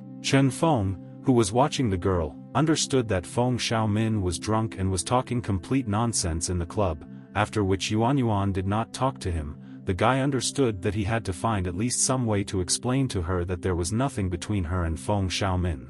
Unexpectedly, the girl noticed that there was ink on her dress. Yuan decided to change her clothes. On the way to the locker room, Chen Feng stopped the girl and tried to greet her. The girl literally jumped away from the main character because it was unpleasant for her to see him right here and now. "I'm trying to ignore him," the girl chuckled and still walked past the guy. Chen Feng could only watch what was happening in stupor. The guy smiled because he understood that she should still be angry. At the same time, the weather was beautiful outside. Feng Xiaomin is not glory in her hands, a wrapped piece of a gift. The girl smiled and said that the cake is ready. She said she had to get him to eat and listen to him. An unexpected girl approached the main character, and the guy turned back. Chen Feng started pointing at the girl and asked why she was wearing his shirt again. However, ignoring the main character, she handed him a package of food and said that she had prepared a cake for him. The guy was clearly happy and scratched his head with happiness. The guy said she didn't have to try so hard. However, the girl came close to the main character and said that it was not difficult. After all, she was his bride. However, the guy was clearly unhappy with this and said not to speak, because if Yuan heard, then there would be even more misunderstandings. Feng Xiaoming burst into tears at such cruel words and asked what she was doing wrong. The guy quickly caught on and said that she was a good girl and invited her to eat cake. The girl handed the gift to the main character and said that she made this cake for him. Suddenly, the guy activated his divine eye and realized that he perceives this cake as a love cake because it contains an unidentified special substance. The guy understood that she had obviously added something incomprehensible and dangerous to the cake. However, Chen Feng exhaled and said that he would forget about it so that she would not be sad. Chen Feng laughed and said that he had something to do and would join him a little later. The girl tried to stop him, but she was too angry. She wondered if he had seen everything and knew what materials were in the cake. However, she did not give up her beliefs and understood that she could not waste such precious material.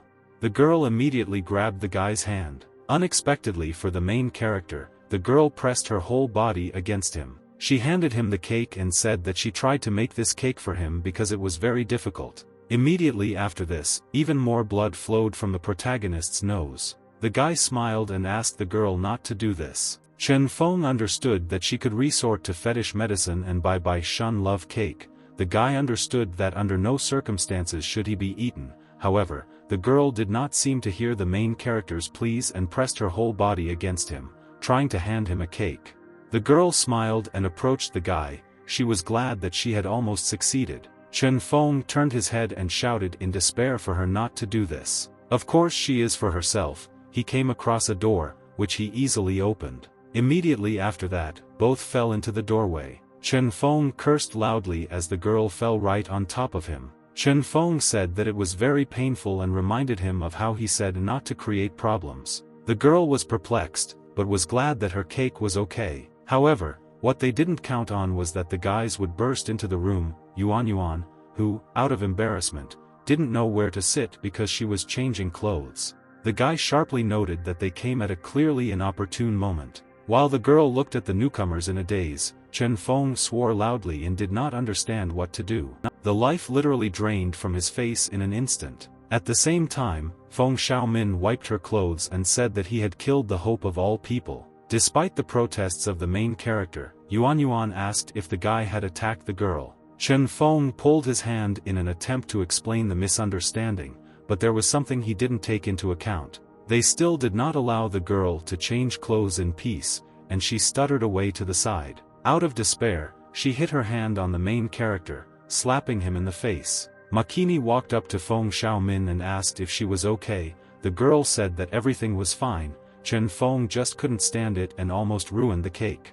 Yuan tensed up sharply when she saw this piece of cake because she understood that the girl wanted to use this cake to seduce the main character. Feng Xiaomin interpreted Yuan's gaze differently. She believed that her rival understood that she could not eat this cake. Yuan began to put her hands into the cake and say that since Feng Xiaomin prepared it herself, it must be delicious, while Feng Xiaomin said that she did not need to try it because she was not a lab rat to do this. Suddenly, someone knocked at the main character's house. Standing on the threshold was Meng Fan, dressed in pretentious clothes. However, Chen Feng could not even recognize her. Chen Feng turned to the girl and asked what she was doing. Meng Fan said that the guy is blessed and handed over a piece of paper. He said that it is related to that case of theft of cultural relics and it is connected to him even if he is being pursued by the mysterious group. The girl said that this aforementioned incident made her stay by his side 24/7. Both Feng Xiaomin and Yuan were immediately surprised because this was surveillance throughout the whole day. Immediately after this, Meng Fan handed the paper to the main character, who was taken aback by the content. The girl fixed her gaze on the main character. She said that for his protection, she and Chen Feng would now live under the same roof in the store. After this, Meng Fan asked her colleague to hand her the tablet, which she was immediately instructed to do. The girl handed over the house plan and said to stay in the room according to the same agreement. The official said that Chen Feng will now live in the large room, and she will convert the other room into an observation room for easy protection. At the same time, Yuan and Feng Xiaomin go to the utility room.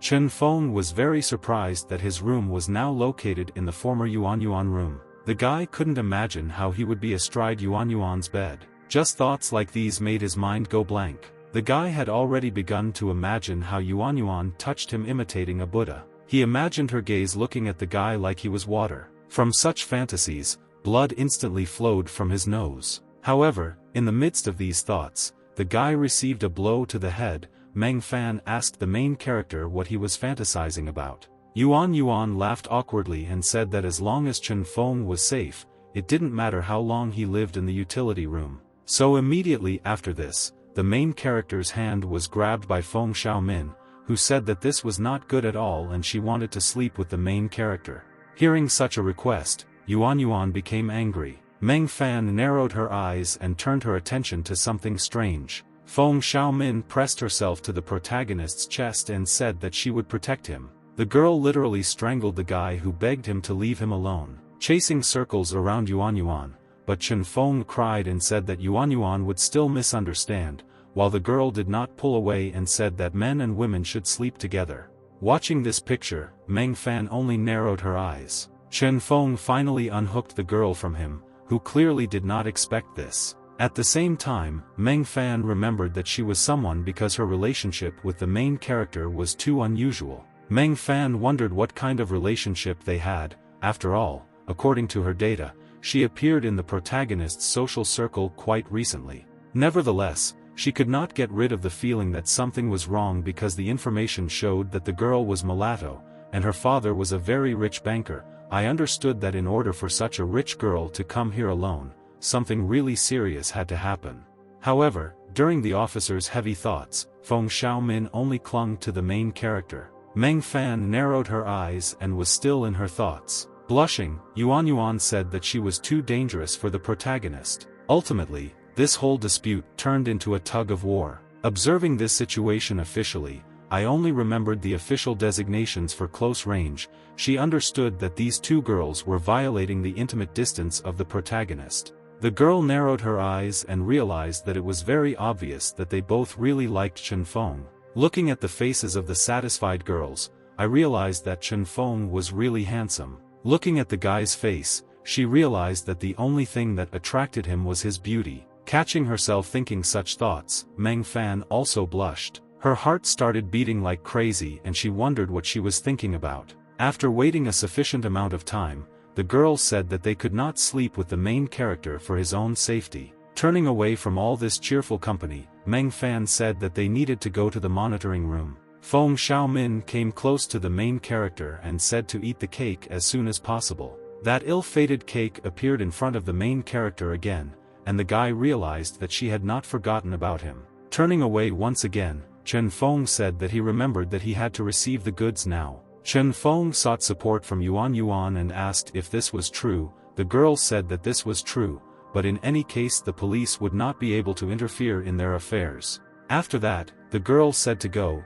to which the guy happily agreed. Feng Xiaomin did not expect such cooperation and begged her not to leave. The girl literally burst into tears because she realized that the mission had failed. Chen Feng found himself back at the antique market. The guy protected himself from the sun and said that after their long walk they didn't find anything good, and their eyes were terribly tired. Yuan Yuan suggested that everyone split up and then the search would be easier. Chen Feng was very surprised because he realized that she behaved so awkwardly all the way in order to find a reason to leave. Remembering the recent events, Chen Feng understood that most likely Yuan Yuan hated him. Moving away from the girl, the guy was lost in his thoughts while Yuan Yuan looked at him from the side. The girl accidentally slipped down the stairs and began to fall down. Chen Feng, who was still nearby, shouted to the girl to be careful. However, these words no longer helped the falling man. Chen Feng instantly appeared next to the girl and grabbed her. The guy exhaled because luckily he caught her.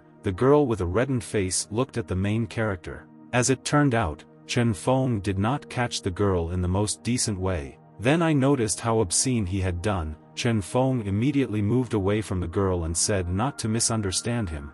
He didn't do it on purpose. Hearing the main character's excuse, Yuan Yuan just smiled and thanked the main character. The guy opened his eyes wide because he didn't expect that the girl wouldn't be offended. Yuan said that she knew the girl was flirting with him. At the same time, in the inner world of the main character, the guy literally beamed with happiness because he believed that his goddess was so accepting, like an angel.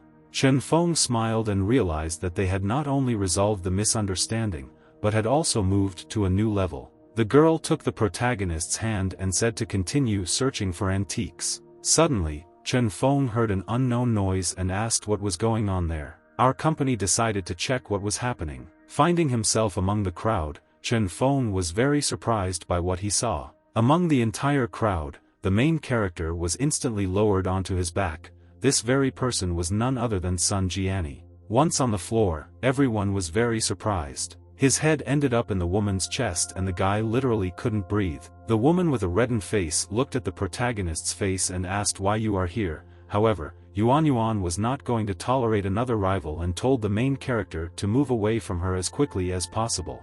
Very soon a huge crowd crowded around the tree. A certain arrogant man threw a stack of papers towards the woman and told her to get out of here. Chen Feng turned to Sun Jiani and asked what happened. Looking at the stack of papers, the woman said that since he left the company, from time to time she has to buy goods on her own. The woman said that even after searching all morning, she still hadn't found anything worthwhile and it was incredibly tiring.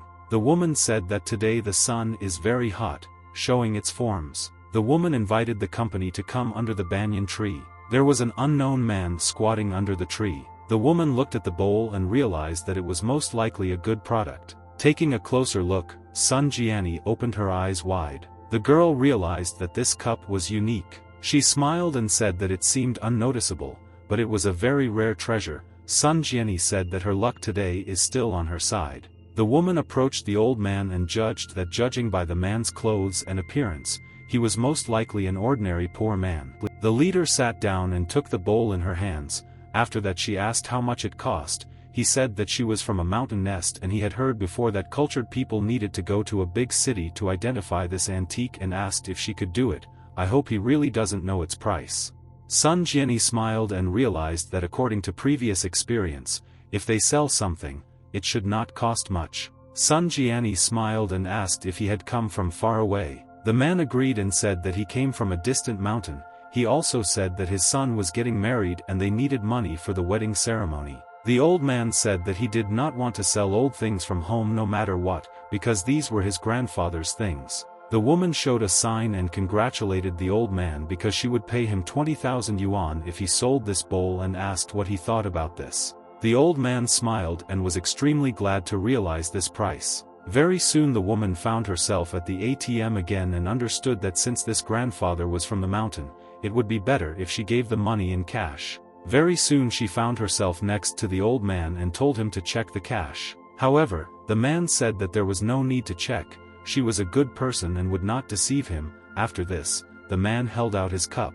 The woman was extremely happy with this purchase. However, unexpectedly, literally from the hands of the old man, a certain man took this cup. Sun Jiani was very surprised by the newly arrived guest. The cheeky man asked if it was a genuine product and told him to name the price. Sun Jiani asked what men were doing because, regardless of the rules, she had already bought this thing. The man smiled and said that buying and selling is just a transfer of money and change. After that, he asked if she took this thing. The man was surprised that the girl gave only 20,000 yuan for such a bowl. The man told her to return the money to the girl and said that he would give her 80,000. The man was extremely surprised by this deal. Sun Jiani didn't understand what was happening if she had already bought this bowl. Immediately after this, a conflict broke out. The man told Sun Jiani not to do anything stupid because he is kind. The man grabbed the old man by the shoulders and asked him to go straight to the bank. The perplexed old man looked at the girl in bewilderment.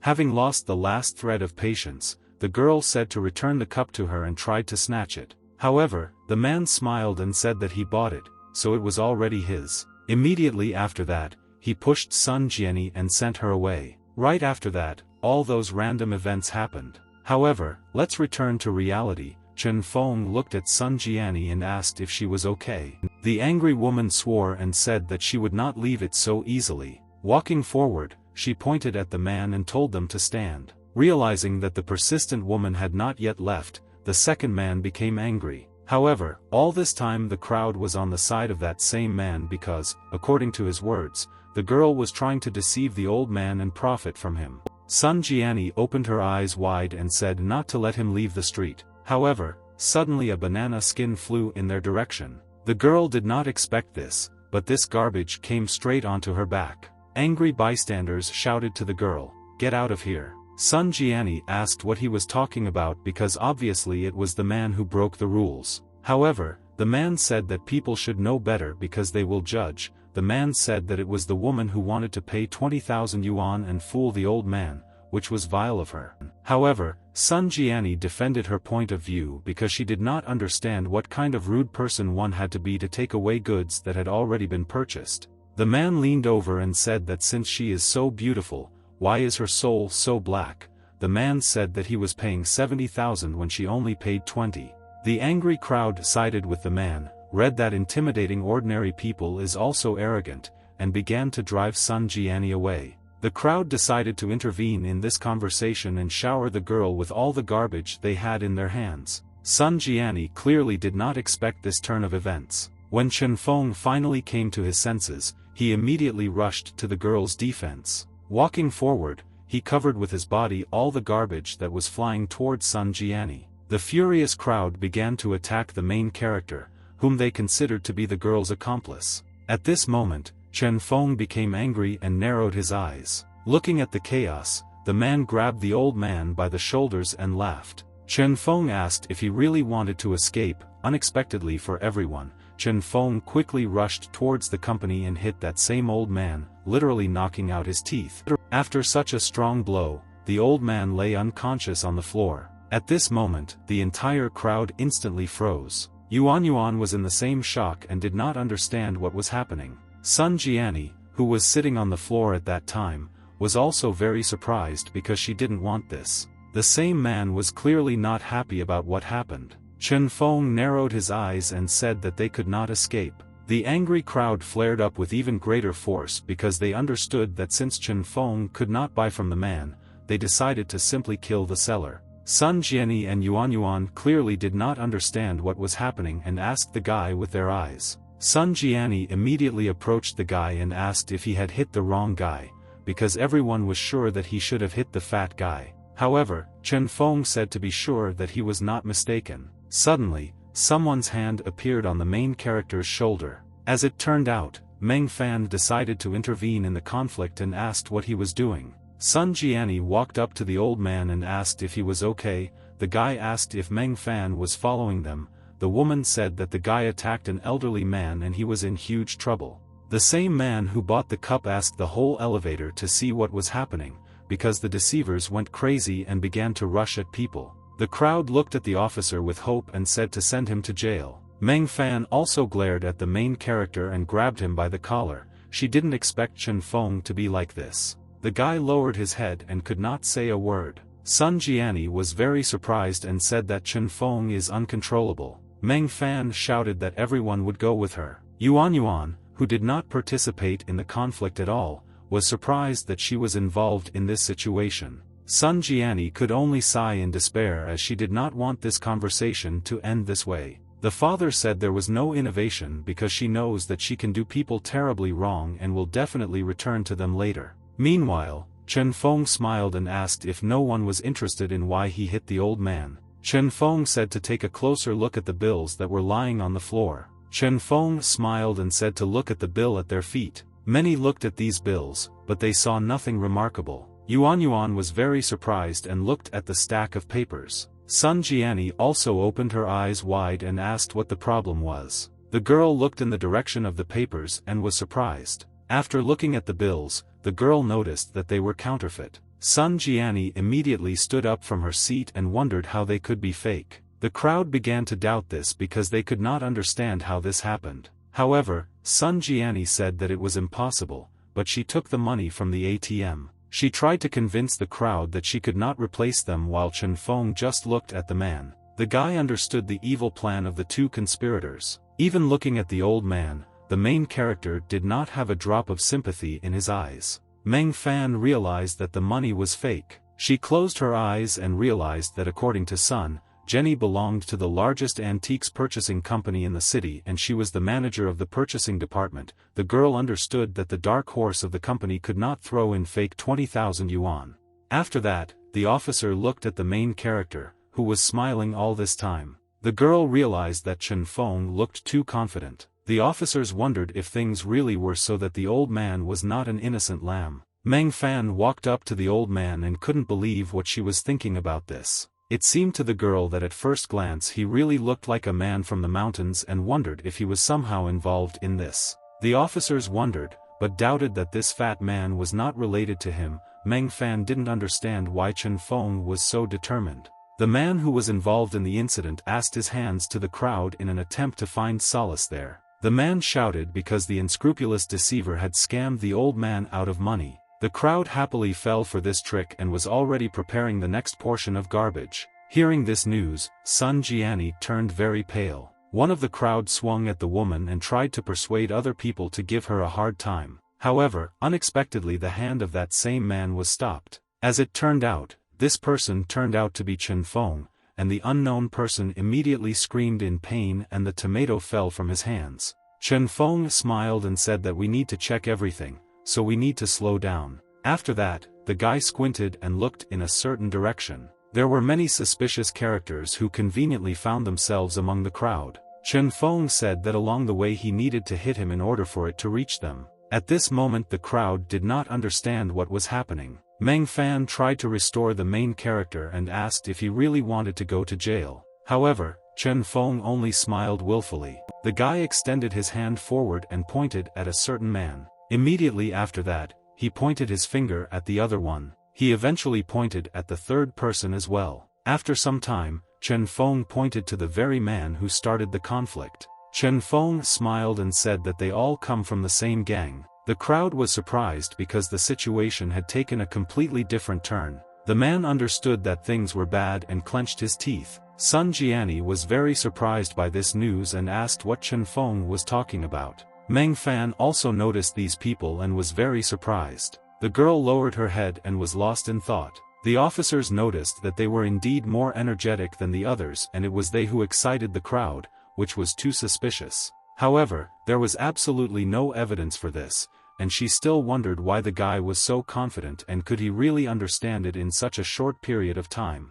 Chen Feng spread his hands and said that the man should stop pretending to be a big deal. The guy smiled and said that the real boss had already recovered. That same old man finally got up and asked who hit him and what happened. The innocent-looking old man woke up after this blow and asked who hit him. The man, who the main character assumed was his colleague, said that this is the same guy who beats everyone and told him to go to the police and write a complaint.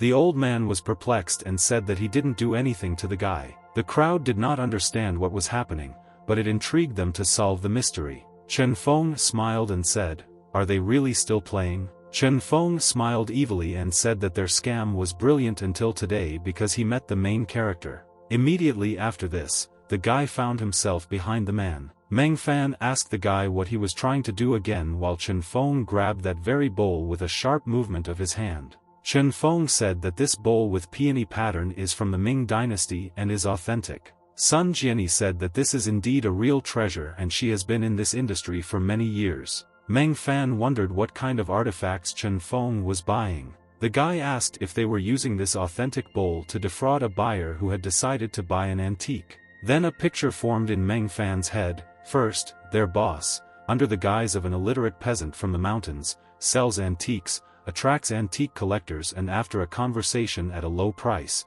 he gathered that he does not have a mobile phone in order to get cash.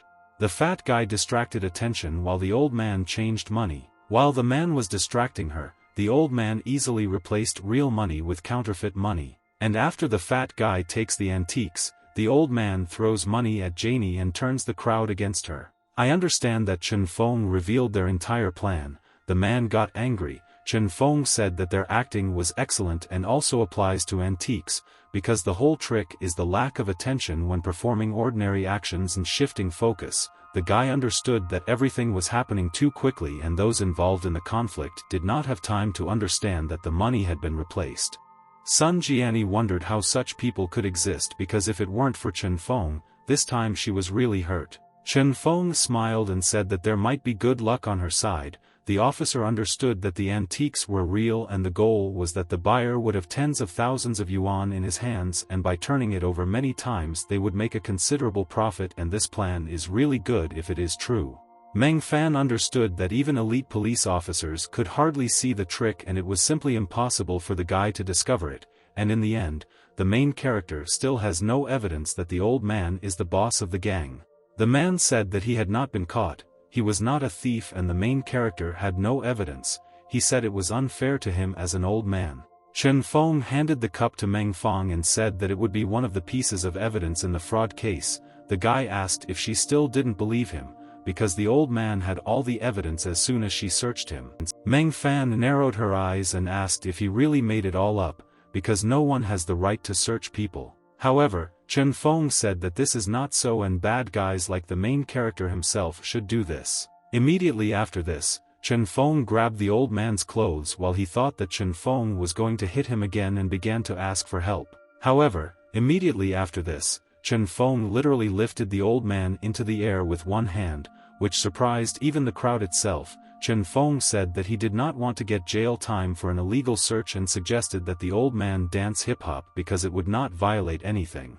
Meng Fan asked the main character what he was going to do. With sweat on his face, the old man asked the main character to let him go. Chen Feng asked for music and began waving the old man like a pillow, and everyone looked at him in bewilderment. While Meng Fan was trying to stop the main character, stacks of bills suddenly began to fall out of the man's pockets. The crowd realized that this money was real 20,000 yuan, and the old man was really the culprit behind everything. The old man's colleague asked what was strange about you, because he had just given the old man money and this was his deposit. The guy smiled and said that if they have an excuse, then it will be even more interesting because everyone is optimistic. Well, the hero did not stop making the air end with the old man. At some point, the car keys fell out of the old man's pockets. The crowd also noticed this unusual find, which suddenly appeared on the floor. Absolutely all the girls were surprised therefore. Sun Jianni immediately noticed the badge on the key and knew that it was a key for a luxury Maserati car.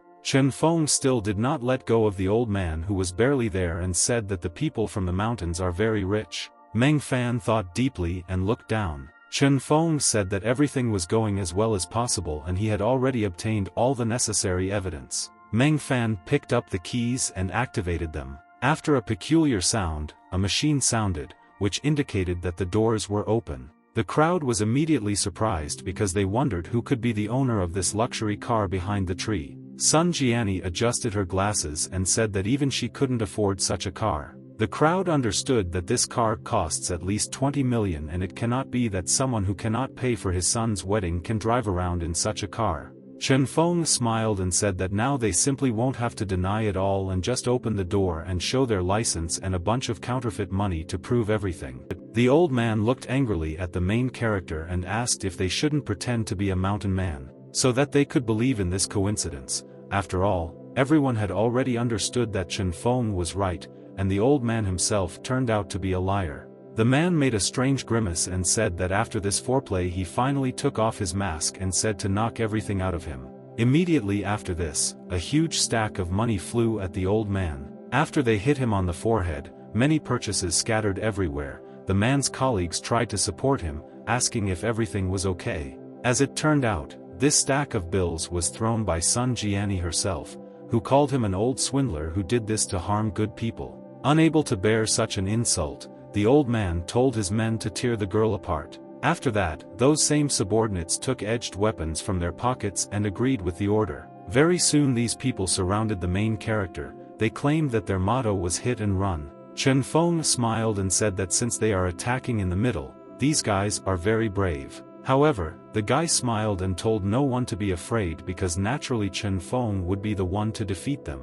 Hearing such impudent speeches, the old man laughed and told the guy to die. Immediately after this, a crowd of thugs headed towards the main character. However, Meng Fan did not play it safe and took the lead. The girl immediately uppercut the nearest man. With sharp movements, she destroyed literally half of the gang in an instant. All her moves were verified and very correct. Chen Feng admired her coolness. Very soon the girl put her foot on the head of the old man, who was lying on the floor. The girl picked up the handcuffs and said that they would all need to go through his area in order to clarify everything. The Yuan leaders were greatly surprised by the main character's ability, while he just laughed and said that his own police sister rules law and justice. Very soon, many police cars arrived at the scene. There were strange conversations going on at the police station. Someone asked his colleague if he really didn't say that he knew a beautiful policewoman. At the same time, Chen Feng, along with the leader and Yuan, were behind bars. Sun Jiani was indignant and did not understand on what basis they were all closed. Yuan said that if it weren't for Sun Jiani, then Chen Feng and Yuan would not be here, while the woman was offended by these words. At the same time, the guy clenched his fist and wondered if all this happened because of the bracelet he received from the old man. He went into the main character's cell and said that everyone there could leave. Yuan was extremely happy about this news, and Sun Jiani said that they, as decent citizens, were acting decisively. Chen Feng exhaled and realized that since they were letting them go, everything was fine. Yuan said that it was necessary to make a mask with grapefruit leaves, while Sun Jiani told the main character to go out. However, unexpectedly, right before the exit, the main character was not allowed in and was told that he could not leave. The girls were immediately surprised because they didn't understand why the guy deserved this. Chen Feng became angry and said that they had detained him illegally. The man said that recently he has been very worried about the theft of national treasures, and the provincial government recently sent the deputy director to personally lead, and they cannot create problems for him. His colleague told the chief to be sure that everything was under control. The female officers held flowers in their hands and whispered about the personality of the deputy director. The man asked what about that girl, and his colleague said that she knew that the deputy director would force the main character to be detained. The man said that he was very disorganized and undisciplined and therefore should be punished. Very soon the luxury car was within the man's gaze. The policemen immediately saluted their superior. They all stood in a line as one and saluted the deputy. Very soon the car door opened. At that moment, the mysterious man came out. His clothing was extremely unusual for the region, and he was dyed blue. The man combed his hair and said that he was sorry for not making such a grand appearance. When the other officers looked at the man, they had no idea what was happening. The head of this police department shouted loudly and asked who he was. The man was not even allowed to speak, but he could only smile. The boss's colleague grabbed the guy by the collar and told him to immediately clear the way for their boss, whom they wanted to meet. Smiling tensely and realizing that the joke had gone too far, the guy said that he was the same deputy director who had been assigned to a special mission. The same man who grabbed him by the collar immediately tensed up like the head of the police. After that, the man didn't even glance at his ID without flinching. It turned out that he really was their boss. From such a surprise, even the cap of that impudent colleague fell. The man extended his hand to the deputy and greeted him, for which the man thanked him. The head of the department laughed and said that it was very great that young people were now so confident in their abilities, while the captain was literally lying on the ground from the inability to do anything, and the rest sympathized with the poor man because he attacked his superiors. The deputy looked at the head of the department and said that the director should have been notified by phone and asked if they had done everything, to which the head of the department said that everything was ready according to his instructions. In general, she said that after all, this person has something to do with this matter, but based on their current evidence, this cannot be justified. However, the deputy leaned in front of the man and said it was confidential information. Very soon, the same man who was literally humiliated came to the main character's room, and was near the threshold.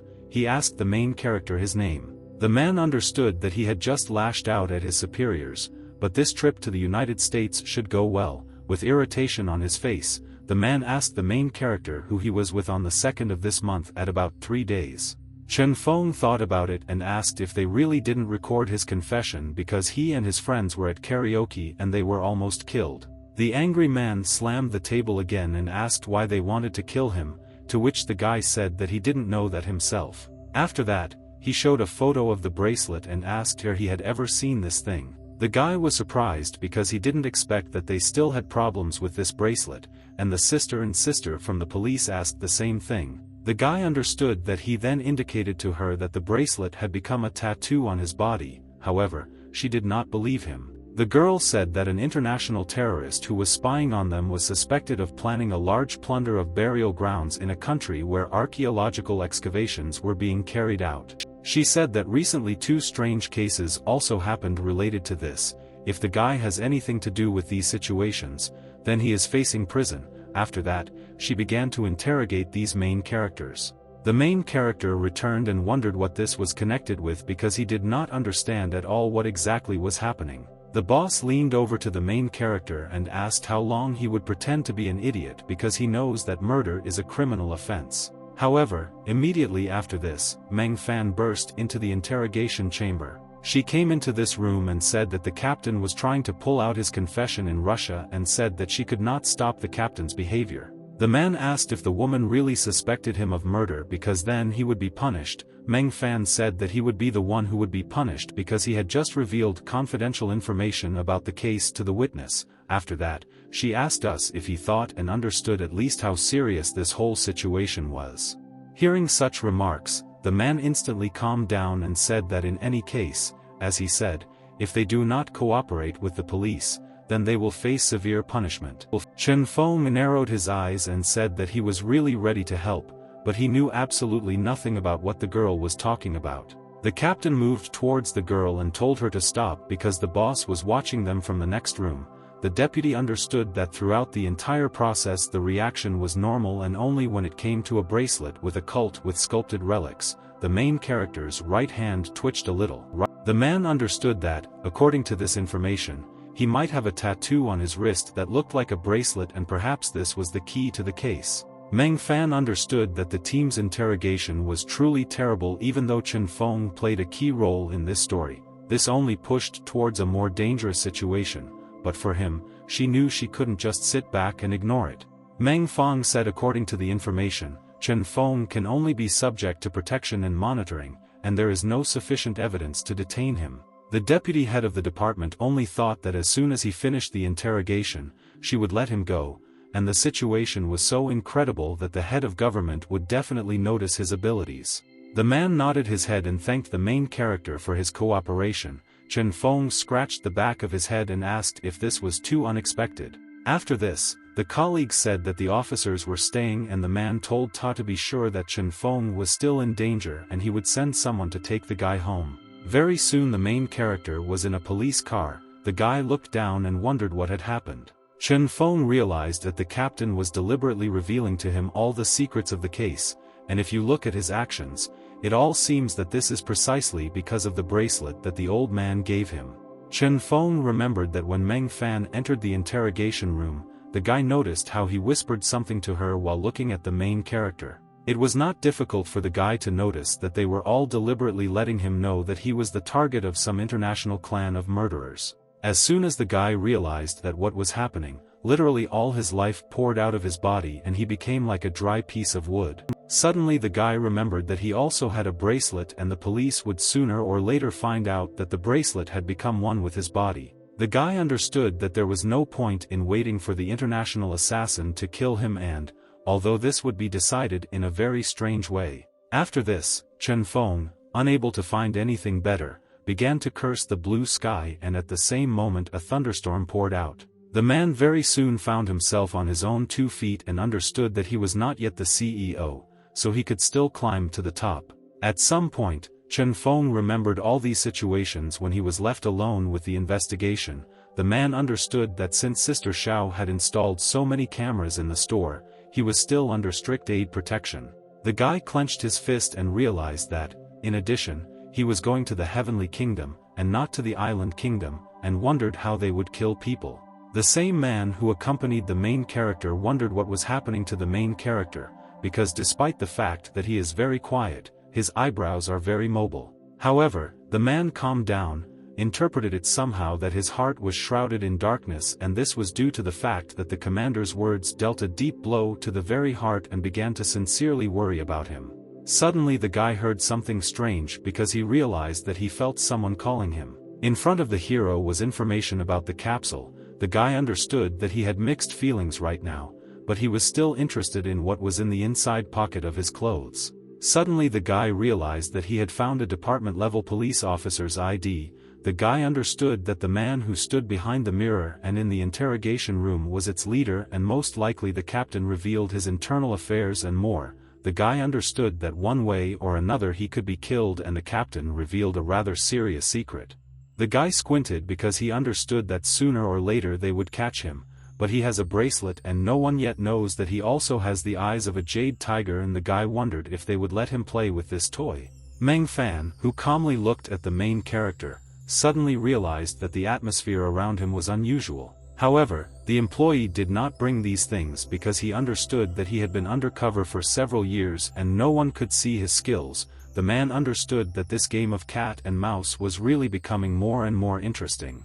Very soon, Chen Feng found himself back on the antique street. The man led the main character through, for which he thanked him. Very soon the policeman entered his car again and said goodbye to the main character. Chen Feng scratched the back of his head and thanked him for driving him, and he was a little embarrassed that he would not get out of the car to accompany him. As it turns out, the same deputy was driving, who squinted and looked at the main character again. The man said that from now on they will protect him personally, and this is written in a certain piece of paper that he handed to the main character. Taking this piece of paper, the guy was upset because he understood that this was some kind of misunderstanding, because in this way they limited the freedom of not only himself, but also Yuan and Feng Xiaomin.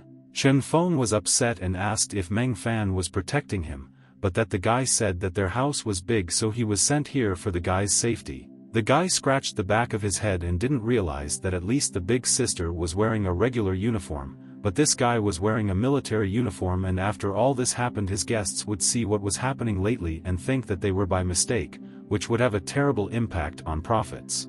However, suddenly the protagonist's gas turned red and he noticed something unusual. The guy looked at the backpack and realized that it contained a ballpoint pen with a needle poisoned with potassium cyanide that would kill the enemy within 5 seconds. However, it wasn't all over because there was also a miniature ion bomb that could easily destroy the villa. Ultimately, it all ended with an infrasound cannon, thanks to which the enemy experiences hallucinations, loses balance, and is paralyzed. However, even for the main character, the system could not find unknown fragments of materials of unknown purpose. The main character's hair seemed to stand on end, and he opened his eyes wide in surprise. The guy grabbed his head and wondered what he was doing, because you don't see such a huge amount of weapons every time. The guy looked at the policeman and began to speculate that this man was deliberately pretending to be a policeman, but in fact he was a murderer. The policeman with a serious expression offered his help in unloading things. However, the strange look of the protagonist did not escape the eyes of the policeman. The man realized that he began to look extremely strange when he saw something looking at the case. He wondered if Chen Feng could see something, but quickly eliminated this thought.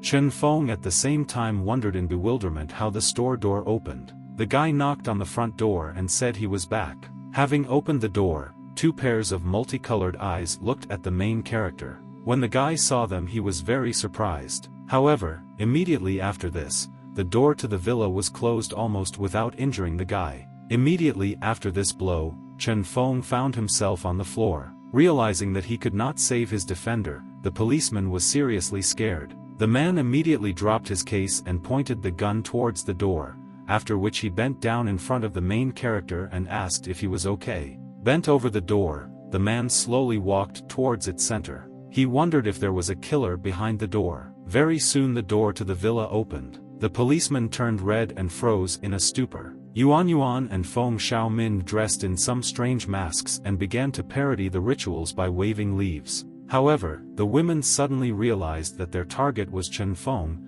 who was lying a little behind. The girls immediately took off their masks and took a serious look as they approached the guy.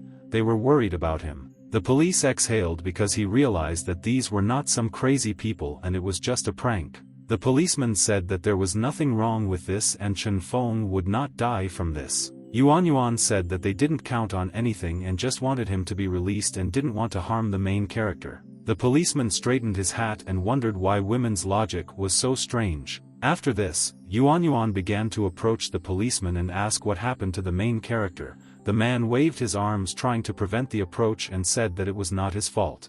At this time, Feng Xiaomin was trying to give the main character artificial respiration. Yuan, as soon as she noticed this, began to wave her arms and asked the girl what she was doing. At the same time, the policeman took out his notebook and did not understand that he needed to write this down because they provided first aid. Very soon Chen Feng came to his senses and said that the girls don't have to worry because they just hit him with the door. The policeman said not to go anywhere in the near future because he was in the hospital in order to protect them. Because time, the policeman began to inspect the entire room and wrote something down in his notebook. Yuan understood that she was annoyed that she did not know what the policeman was recording. Feng Xiaomin narrowed her eyes and realized that she felt the same way. Even though he was a police officer, he was much more embarrassed. At the same time, Chen Feng was sitting on the sofa and the girls approached him.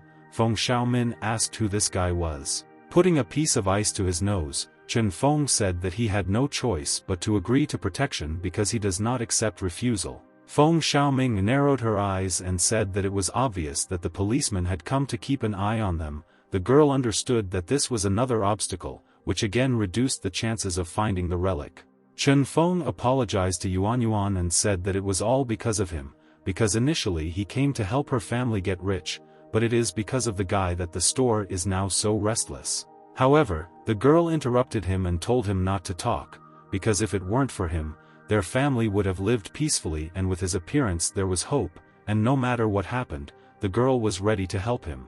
Chen Feng clenched his fist and began to admire Yuan with determination. Suddenly, the girl remembered something and told Chen Feng to call Sun Jianyi, because she asked to call her back. However, then the guy asked what about his mobile phone. The policeman handed the device to the guy and said that it was turned off when he was detained and he was supposed to return it as soon as they got into the car, but he forgot about it. However, the guy took a closer look and noticed something unusual about this phone. The policeman said not to worry because there is no wiretapping on the phone and now he has the phone. The man said that if he really wanted to implement the monitor, he could just say hi to the operator. Chen Feng quickly dialed Sun Jianyi's number and, with a flushed face, asked if Sun Jianyi was looking for him. At the same time, the policeman only looked at the guy with a cold gaze. 20 minutes later, a bright red car pulled up outside the mansion. Sun Jianyi placed a heavy case on the table with a loud sound. Chen Feng looked at the suitcases and asked the manager what they were. The girl opened the suitcase and said that it was a case with dollars. Seeing such a huge number of banknotes, the guy was seriously surprised. Sun Jianyi said that this was all her property and, after giving him the money, the woman said that she wanted to join him. Chen Feng looked at this self-confident woman and couldn't answer for a while. Sun Jianyi smiled awkwardly and asked if Chen Feng would greet her. The guy scratched the back of his head and asked if the woman was joking, because despite the fact that the Gao family is quite famous, they only own a small antique store. It cannot be compared with a large company like the one she worked for.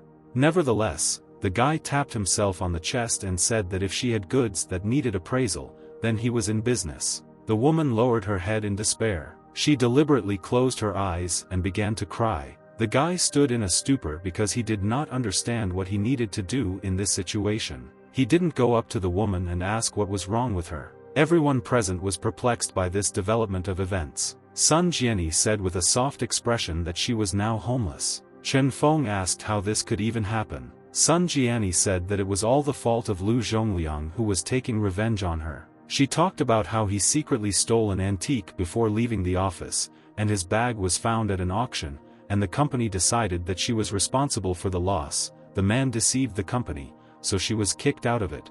Chen Feng was surprised because he couldn't imagine this. He asked if she called the police. After that, he remembered and asked if her uncle was the president of Jinding and asked why he didn't help her. Sun Jianyi said that it may seem that this problem can be solved quickly, but it is not so simple.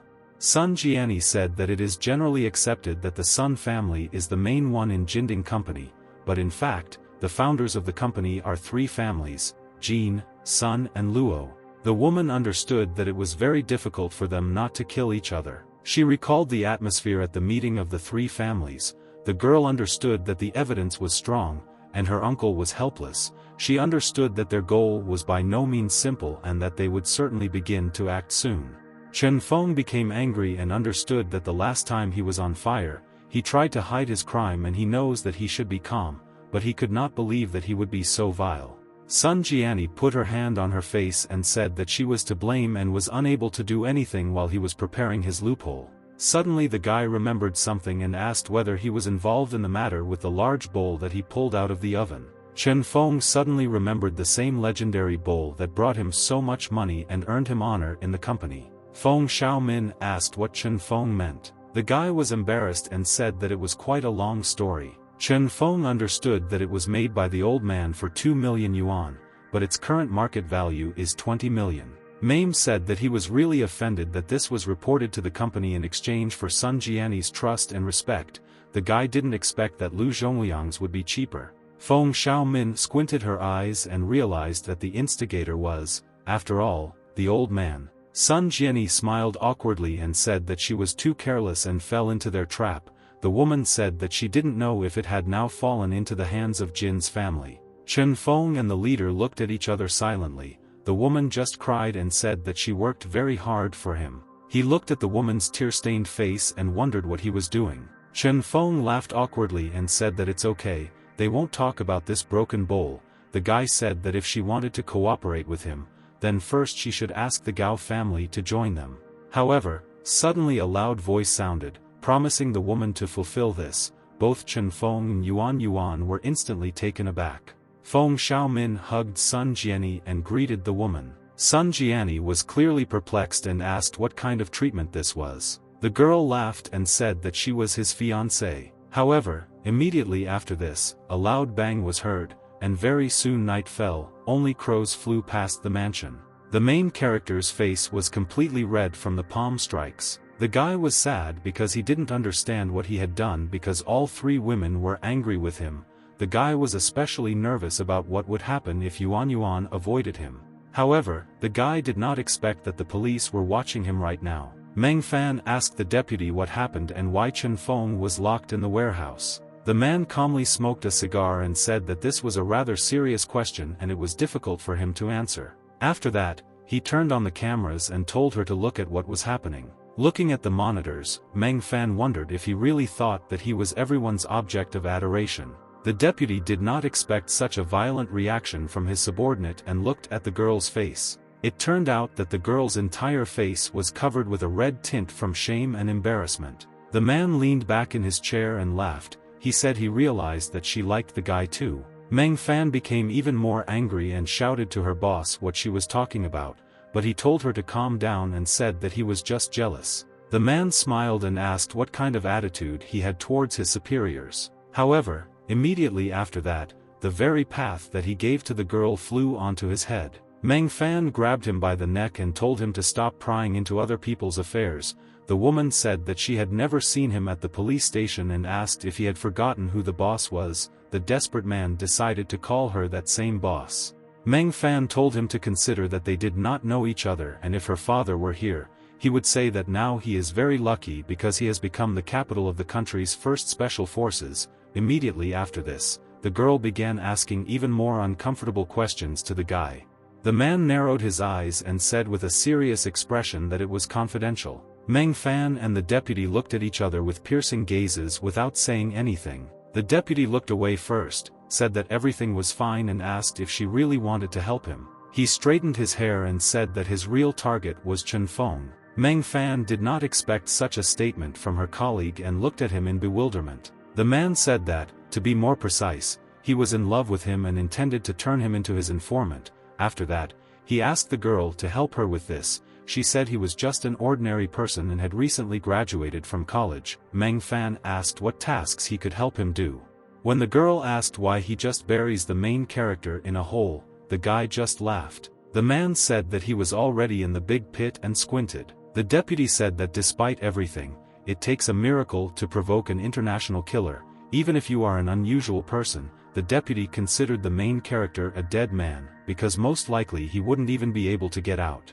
The man smiled and said that in this way he simply decided to help him. Looking at the main character again, Meng Fan asked if it depended on whether he was qualified enough, and the man said that his mission on this trip was to make sure that Chen Feng was qualified enough to be worth saving.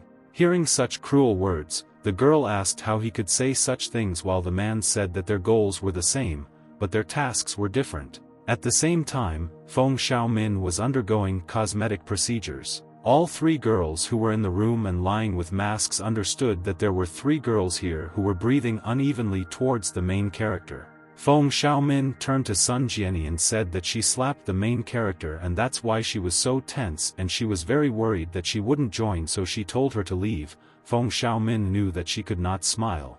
Sun Jianyi said that fortunately she reacts quickly enough and Chen Feng was not that kind of person.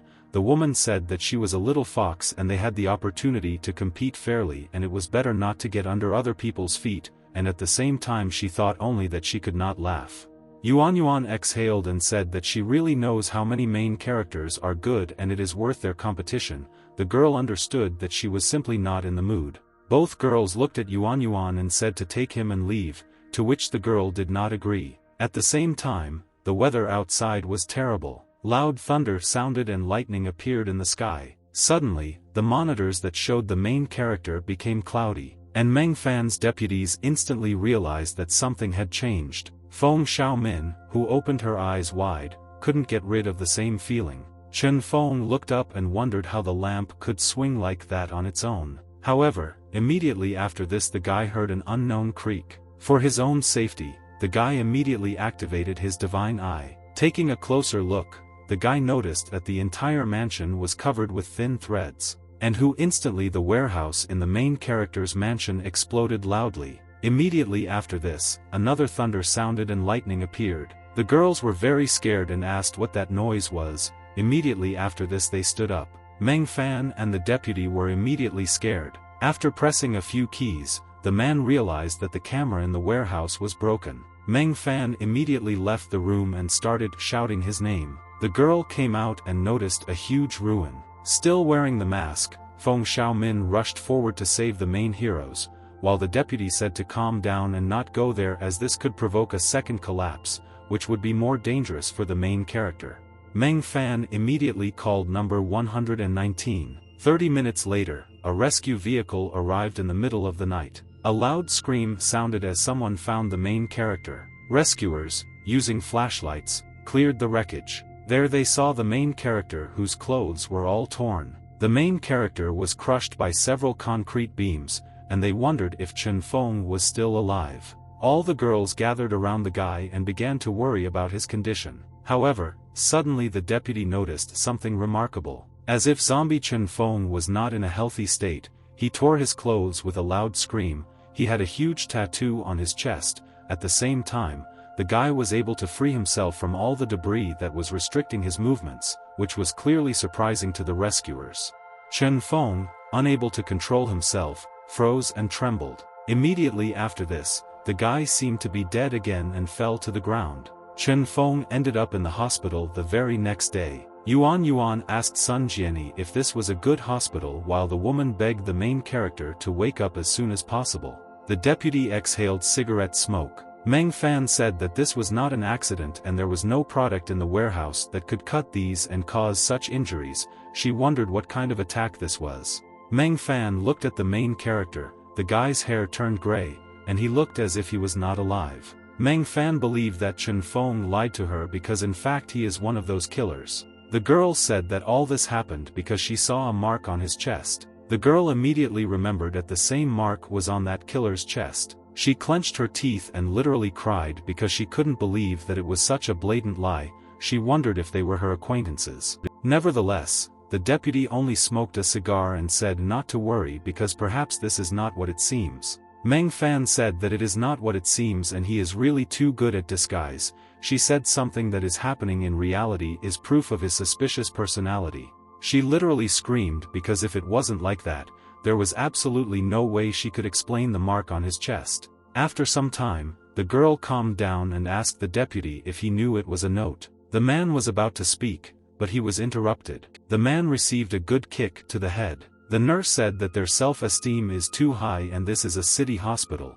The woman asked if they didn't know that smoking was not allowed here. Grabbing the guy by the ear, the woman took him out of the room and told him to get out, for which he only apologized. At the same time, Chen Feng looked as if he was silently sleeping. Suddenly his face began to become covered with sticky sweat. I remembered what happened that rainy night. Then the guys surrounded many threads. These same threads literally destroyed the entire warehouse located there. The guy opened his eyes wide because he couldn't believe what was happening. Immediately after this, a huge amount of antiques fell to the floor and instantly broke. Chen Feng did not understand what was happening and could only protect himself with his hands. The guy began to step back, but unexpectedly he noticed something. Chen Feng broke out in sweat and opened his eyes wide. Bloodthirsty Georgie was in the air and floating thanks to her threads. Chen Feng asked who she was. The girl opened her red eyes and said that his fear excited her greatly. The girl laughed and told the main character to finally die.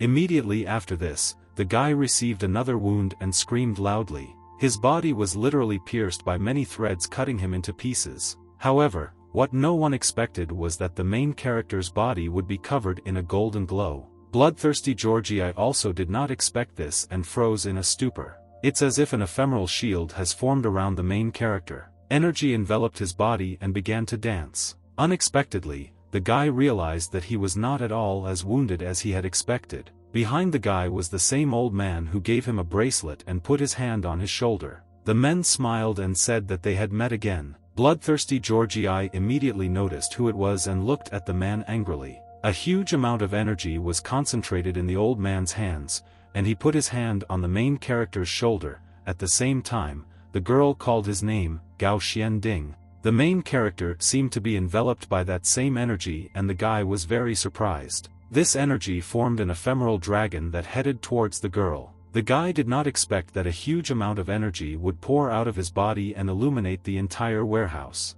The girl called the old man names and said that he was full of surprises. Suddenly the girl seemed to dissolve, and she said that this was not the end and she would wait for him in hell. Immediately after this, the same mark appeared on the main character's chest. At the same time, the dragon freed itself from the premises. Immediately after this, he provoked the same explosion. It was only after this that Chen Feng woke up and opened his eyes wide. Alice very soon found herself in the cathedral and took out her hatred on all passers-by. The boss understood that this pervert took it out on all his people. At the same time, many limbs and bodies of soldiers lay on the floor. The girl was in the arms of her father, who was sitting on an incomprehensible tone. She talked about how this stinking old man bullied her. Sobbing into two streams, the girl said that she wanted to take revenge on this old man for everything. Gu Luzi smiled and asked if the old man really had a weapon. The subordinates said that they did not expect that after 500 years he would decide to break his oath and use prohibited equipment on the ranch.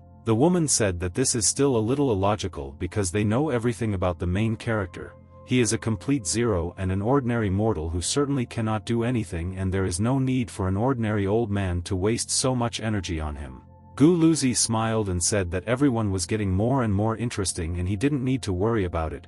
The man said that if he thought this guy was an important chess piece, they would simply throw it away. The man said that no matter the situation, he is already protected by Gao Xianding and even Miss. However, Gu Luzi said not to worry and spread the news about the sacred religions. The man said that collectors who come to the shopping street could steal them and asked if it would be more difficult to get them then. However, Gu Luzi smiled and said that all they needed was the effect of surprise. The man said to just take advantage of this and let them fight because they will take advantage of the fisherman. The subordinate agreed to see the decision of his boss. Suddenly the girl made a weird grimace and said that she also wanted to go, because people hadn't had enough of playing yet. The caring father patted the girl on the head and told her not to worry, because the most fun would definitely remain for her. After this, loud laughter was heard in the cathedral. At the same time, there was a pleasant atmosphere in the hospital. Sun Jianyi and Yuan Yuan looked at the main character with relief and said that they believed that he had died.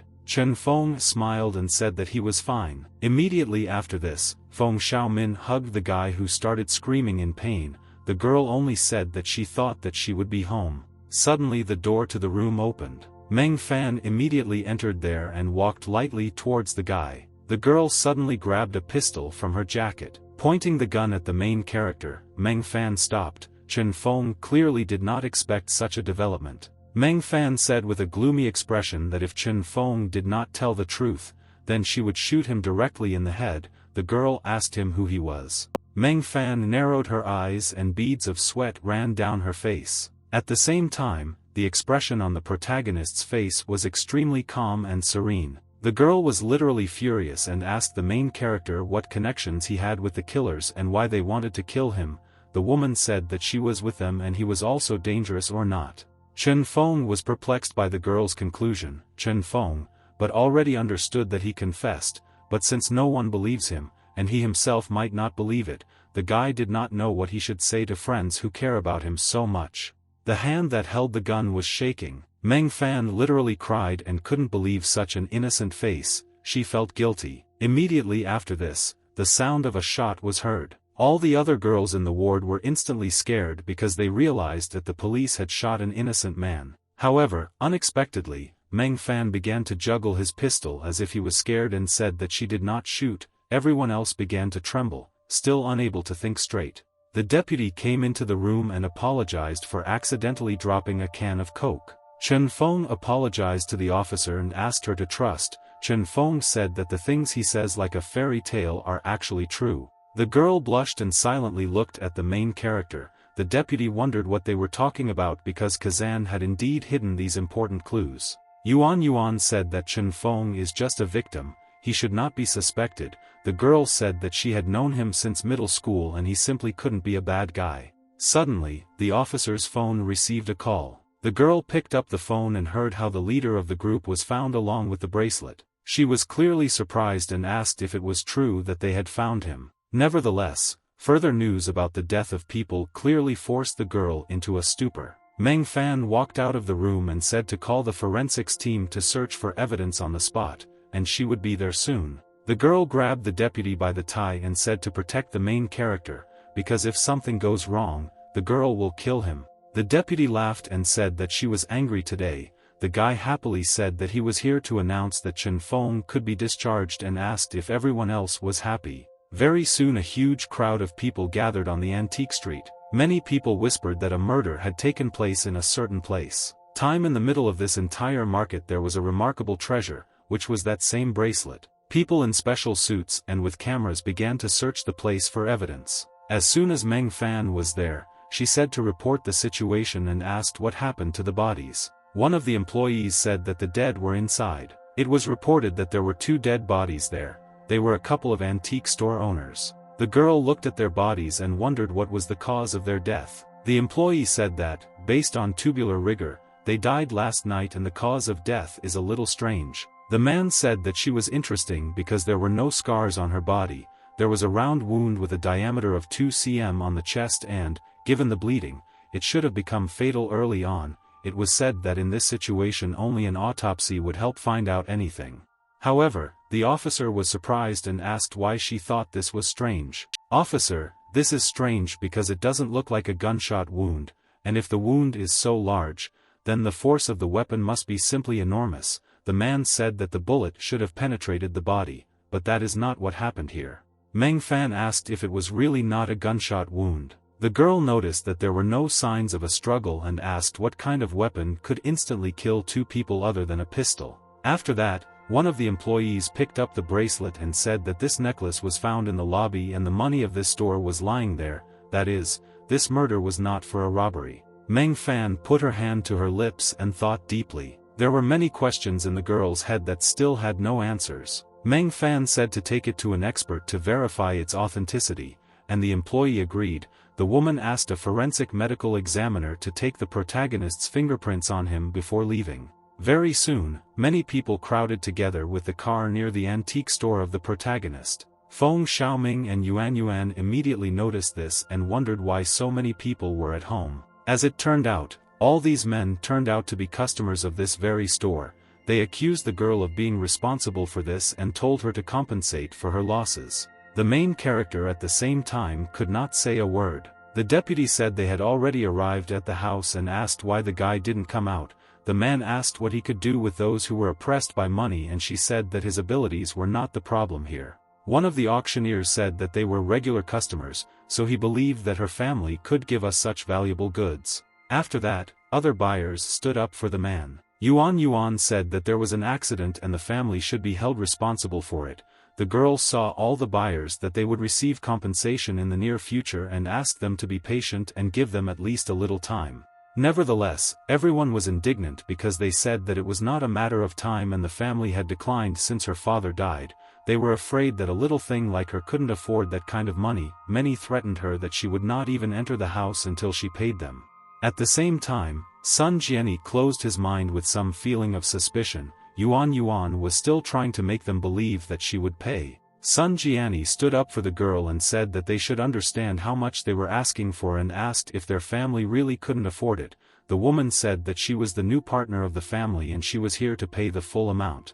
The man said that he knew her as the big manager of Jindin Company.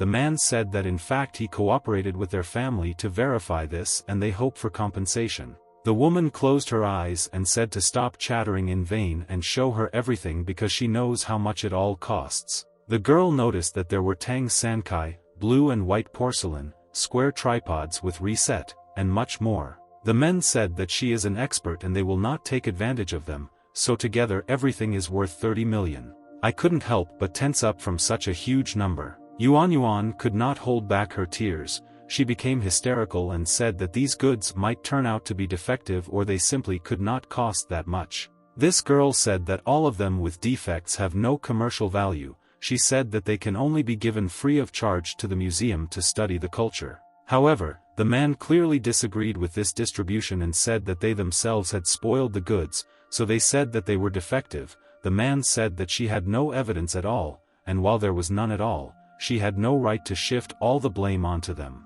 Hearing this statement, Yuan opened her eyes wide in despair. Sun Jianyi opened her eyes wide because she also couldn't believe what she had just heard. The former buyer smiled broadly and said that their expressions were evidence and said to carry the money. Of course, someone grabbed this same man by the head. As it turned out, Chen Feng appeared in front of the girls still in white clothes. With a grim expression on his face, he said not to bully the girls. Grabbing the main character by the hand, the man asked if he really wanted to beat him up.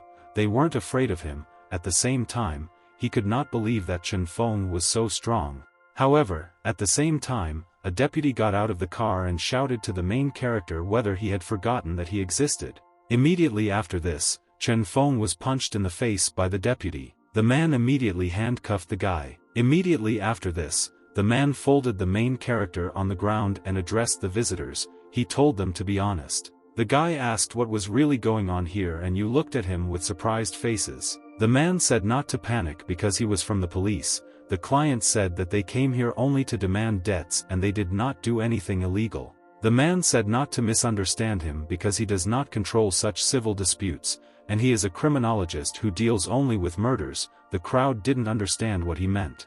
After that, the man looked at the captured main character and said that he was a murder suspect, because of which he had been watching for quite a long time. The man said that they suspect that he has already taken 25 lives and each victim has died horribly. The man said that some of the corpses had not even been found yet. She said he didn't look like a killer at all. The deputy said that no one would suspect each person, because the most obvious feature is that these victims argued with him even before their death and they were antiquarians. The crowd immediately feared for their lives. The man said that he is weak, but is a cunning person with high intelligence so that he did not even leave any traces at the crime scene. The man said that he could only detain him temporarily and release him in no more than 48 hours. The guy advised me to stop arguing with him because he is crazy, so he will not be responsible for his consequences. Immediately after this, Chen Feng stood up and looked at the newcomers with a gloomy expression. Then the antiquarian's face said to forget about what they just said. However, the guy with a gloomy face said that it was too late and he simply already remembered them. After this, the crowd ran and said that they did not want any debts from Yuan. The guy smiled and thanked the deputy for helping him. The guy clearly didn't expect this. The deputy exhaled and said not to be so nice. The man said that in fact he simply could not watch so many beautiful girls being bullied so cruelly. The guy opened his hands and said that such beauties don't need to pay 40 million and asked if he was amazing. However, he was met only with awkward silence and irritated faces. Immediately after this, the guy closed his eyes. The man took out his notebook and began to write down what was happening. However, immediately after this, the girls literally exploded and began accusing the deputy. Meanwhile, there was a great atmosphere late at night. Chen Feng was lying in the family's spare room under a blanket. The guy clutched that same jade figurine in his hands and wondered why she chose him. The guy suggested that if it weren't for Chen Feng, then in this fire, this jade lion would have already been dead. Chen Feng understood that, yet the power he gave changed everything he had ever seen, and what had happened since then was becoming more and more exaggerated. The guy closed his eyes and realized that the people around him, the people who were not indifferent to him, would not be able to cope with this. Chen Feng repeated the name Yuan Yuan as he fell asleep. At the same time, the weather in an unknown area was extremely foggy. A certain female hand stretched forward against the water clouds. The beautiful girl stroked the jade lion and stood next to it. Looking into her eyes, they terribly resembled Feng Xiaomin. However, when Chen Feng saw her, he could not think of anything other than her beautiful eyes. Suddenly, the guy seemed to have an epiphany because he felt a pleasant and warm sensation. However, immediately after this, the pleasant sensation turned into a sharp pain in the eye. Thunder sounded and lightning appeared in the red sky. The guy watched the dead bodies of Yuan Yuan, Sun Jiani, and could not believe it. The dying Sun Jiani begged the protagonist to help her while she was bleeding. Waking up from this dream, Chen Feng shouted the word no loudly. The guy barely woke up covered in cold sweat. However, immediately after this he opened his eyes wide. What the guy didn't expect was that there was a deputy right in the same bed next to him. The man asked if he really wanted this. At the same moment, Chen Feng literally jumped out of bed and asked what he wanted. The deputy stood up calmly and took a cigarette out of his pocket. With a malicious smile, he asked if he wanted to leave or if he wanted to stay for a minute. Drowsily, Chen Feng asked why he had to leave. The man asked if it wasn't obvious to him because of the state the guy was in, all his loved ones were also at risk. The man squinted and looked in a certain direction. As it turned out, he looked at the hand of the protagonist, which was clutching the jade lion. The man tried to start a conversation about what he had in his hands, but Chen Feng said that it was just a small, worthless artifact. However, the man closed his eyes and said that he hated this feeling of tossing cards and told him to lay out everything. The man asked as the tattoo on his arm merged with him. The guy opened his eyes wide because he didn't expect the man to check his own body. Coming close to the protagonist's face, he asked whether he completely controlled his power. Chen Feng was still trying to make a fool of himself and said that he had no idea what he was talking about. However, the deputy could only grin. His face instantly darkened and he said that he couldn't just leave it like that. After that, he immediately pulled out a pistol and pointed the barrel at the main character. The guy activated his god eye and noticed something amazing. As it turned out, there were no bullets in the pistol's clip at all. Chen Feng deliberately approached the gun, and the deputy asked where the guy got such confidence. The man closed his eyes and asked if he didn't think that this gun could kill him, because the guy just managed to escape from the killer. However, after that the guy rummaged in his hand. He squeezed his hand and said that if he didn't confess, he would die. The man smiled, but still did not show what he had in his hand. Chen Feng activated his god eye. Unexpectedly, the guy realized that he could not identify what was in his hand at all. Suddenly the guy felt warmth in his chest. A mysterious golden symbol appeared in the protagonist's hand. This symbol emitted such a huge amount of heat and light that there was an immediate reaction. The guy began to tear off his clothes and his sign glowed red again. In the midst of all this, Chen Feng couldn't help but scream. At this moment, Chen Feng knelt down. The guy was barely able to keep his eyes open and only trembled in pain. He asked what the deputy did to him. The deputy opened his eyes wide and said that the guy knew from the beginning that he was not an ordinary cop and either he answers the question or he dies. Chen Feng curled up into a ball and asked if he was beating him, and if this was the case, then he agreed to it. He couldn't understand why he was asking so many questions. However, the deputy said that he is not in cahoots with the killers who are trying to kill him. The guy remembered how he even randomly saved his life. This all happened at the very moment when there was a skirmish with the sniper. The man climbed to the roof of the building where the sniper was located and found him still alive. The boss said that if his boss has a new order, he will return first, and if he does not die today, then he cannot even dare to return. The sniper couldn't help but curse because he understood that his position was exposed and he needed to change it as soon as possible. However, unexpectedly for himself, the man felt a pistol behind him. The deputy pointed the gun at the sniper and told him to drop the weapon. However, unexpectedly for himself, the sniper was much more agile than the man expected. With a sharp movement of his hand, he inflicted a serious wound with a knife and the gun was taken from his hands. Immediately after this, the sniper tripped the already falling deputy. Immediately after that, he fell onto the roof with a crash. The sniper took his own gun and pulled it out of his holster. The man immediately began shooting at his pursuer and lost an entire clip. And the deputy successfully rolled and was able to avoid all injuries.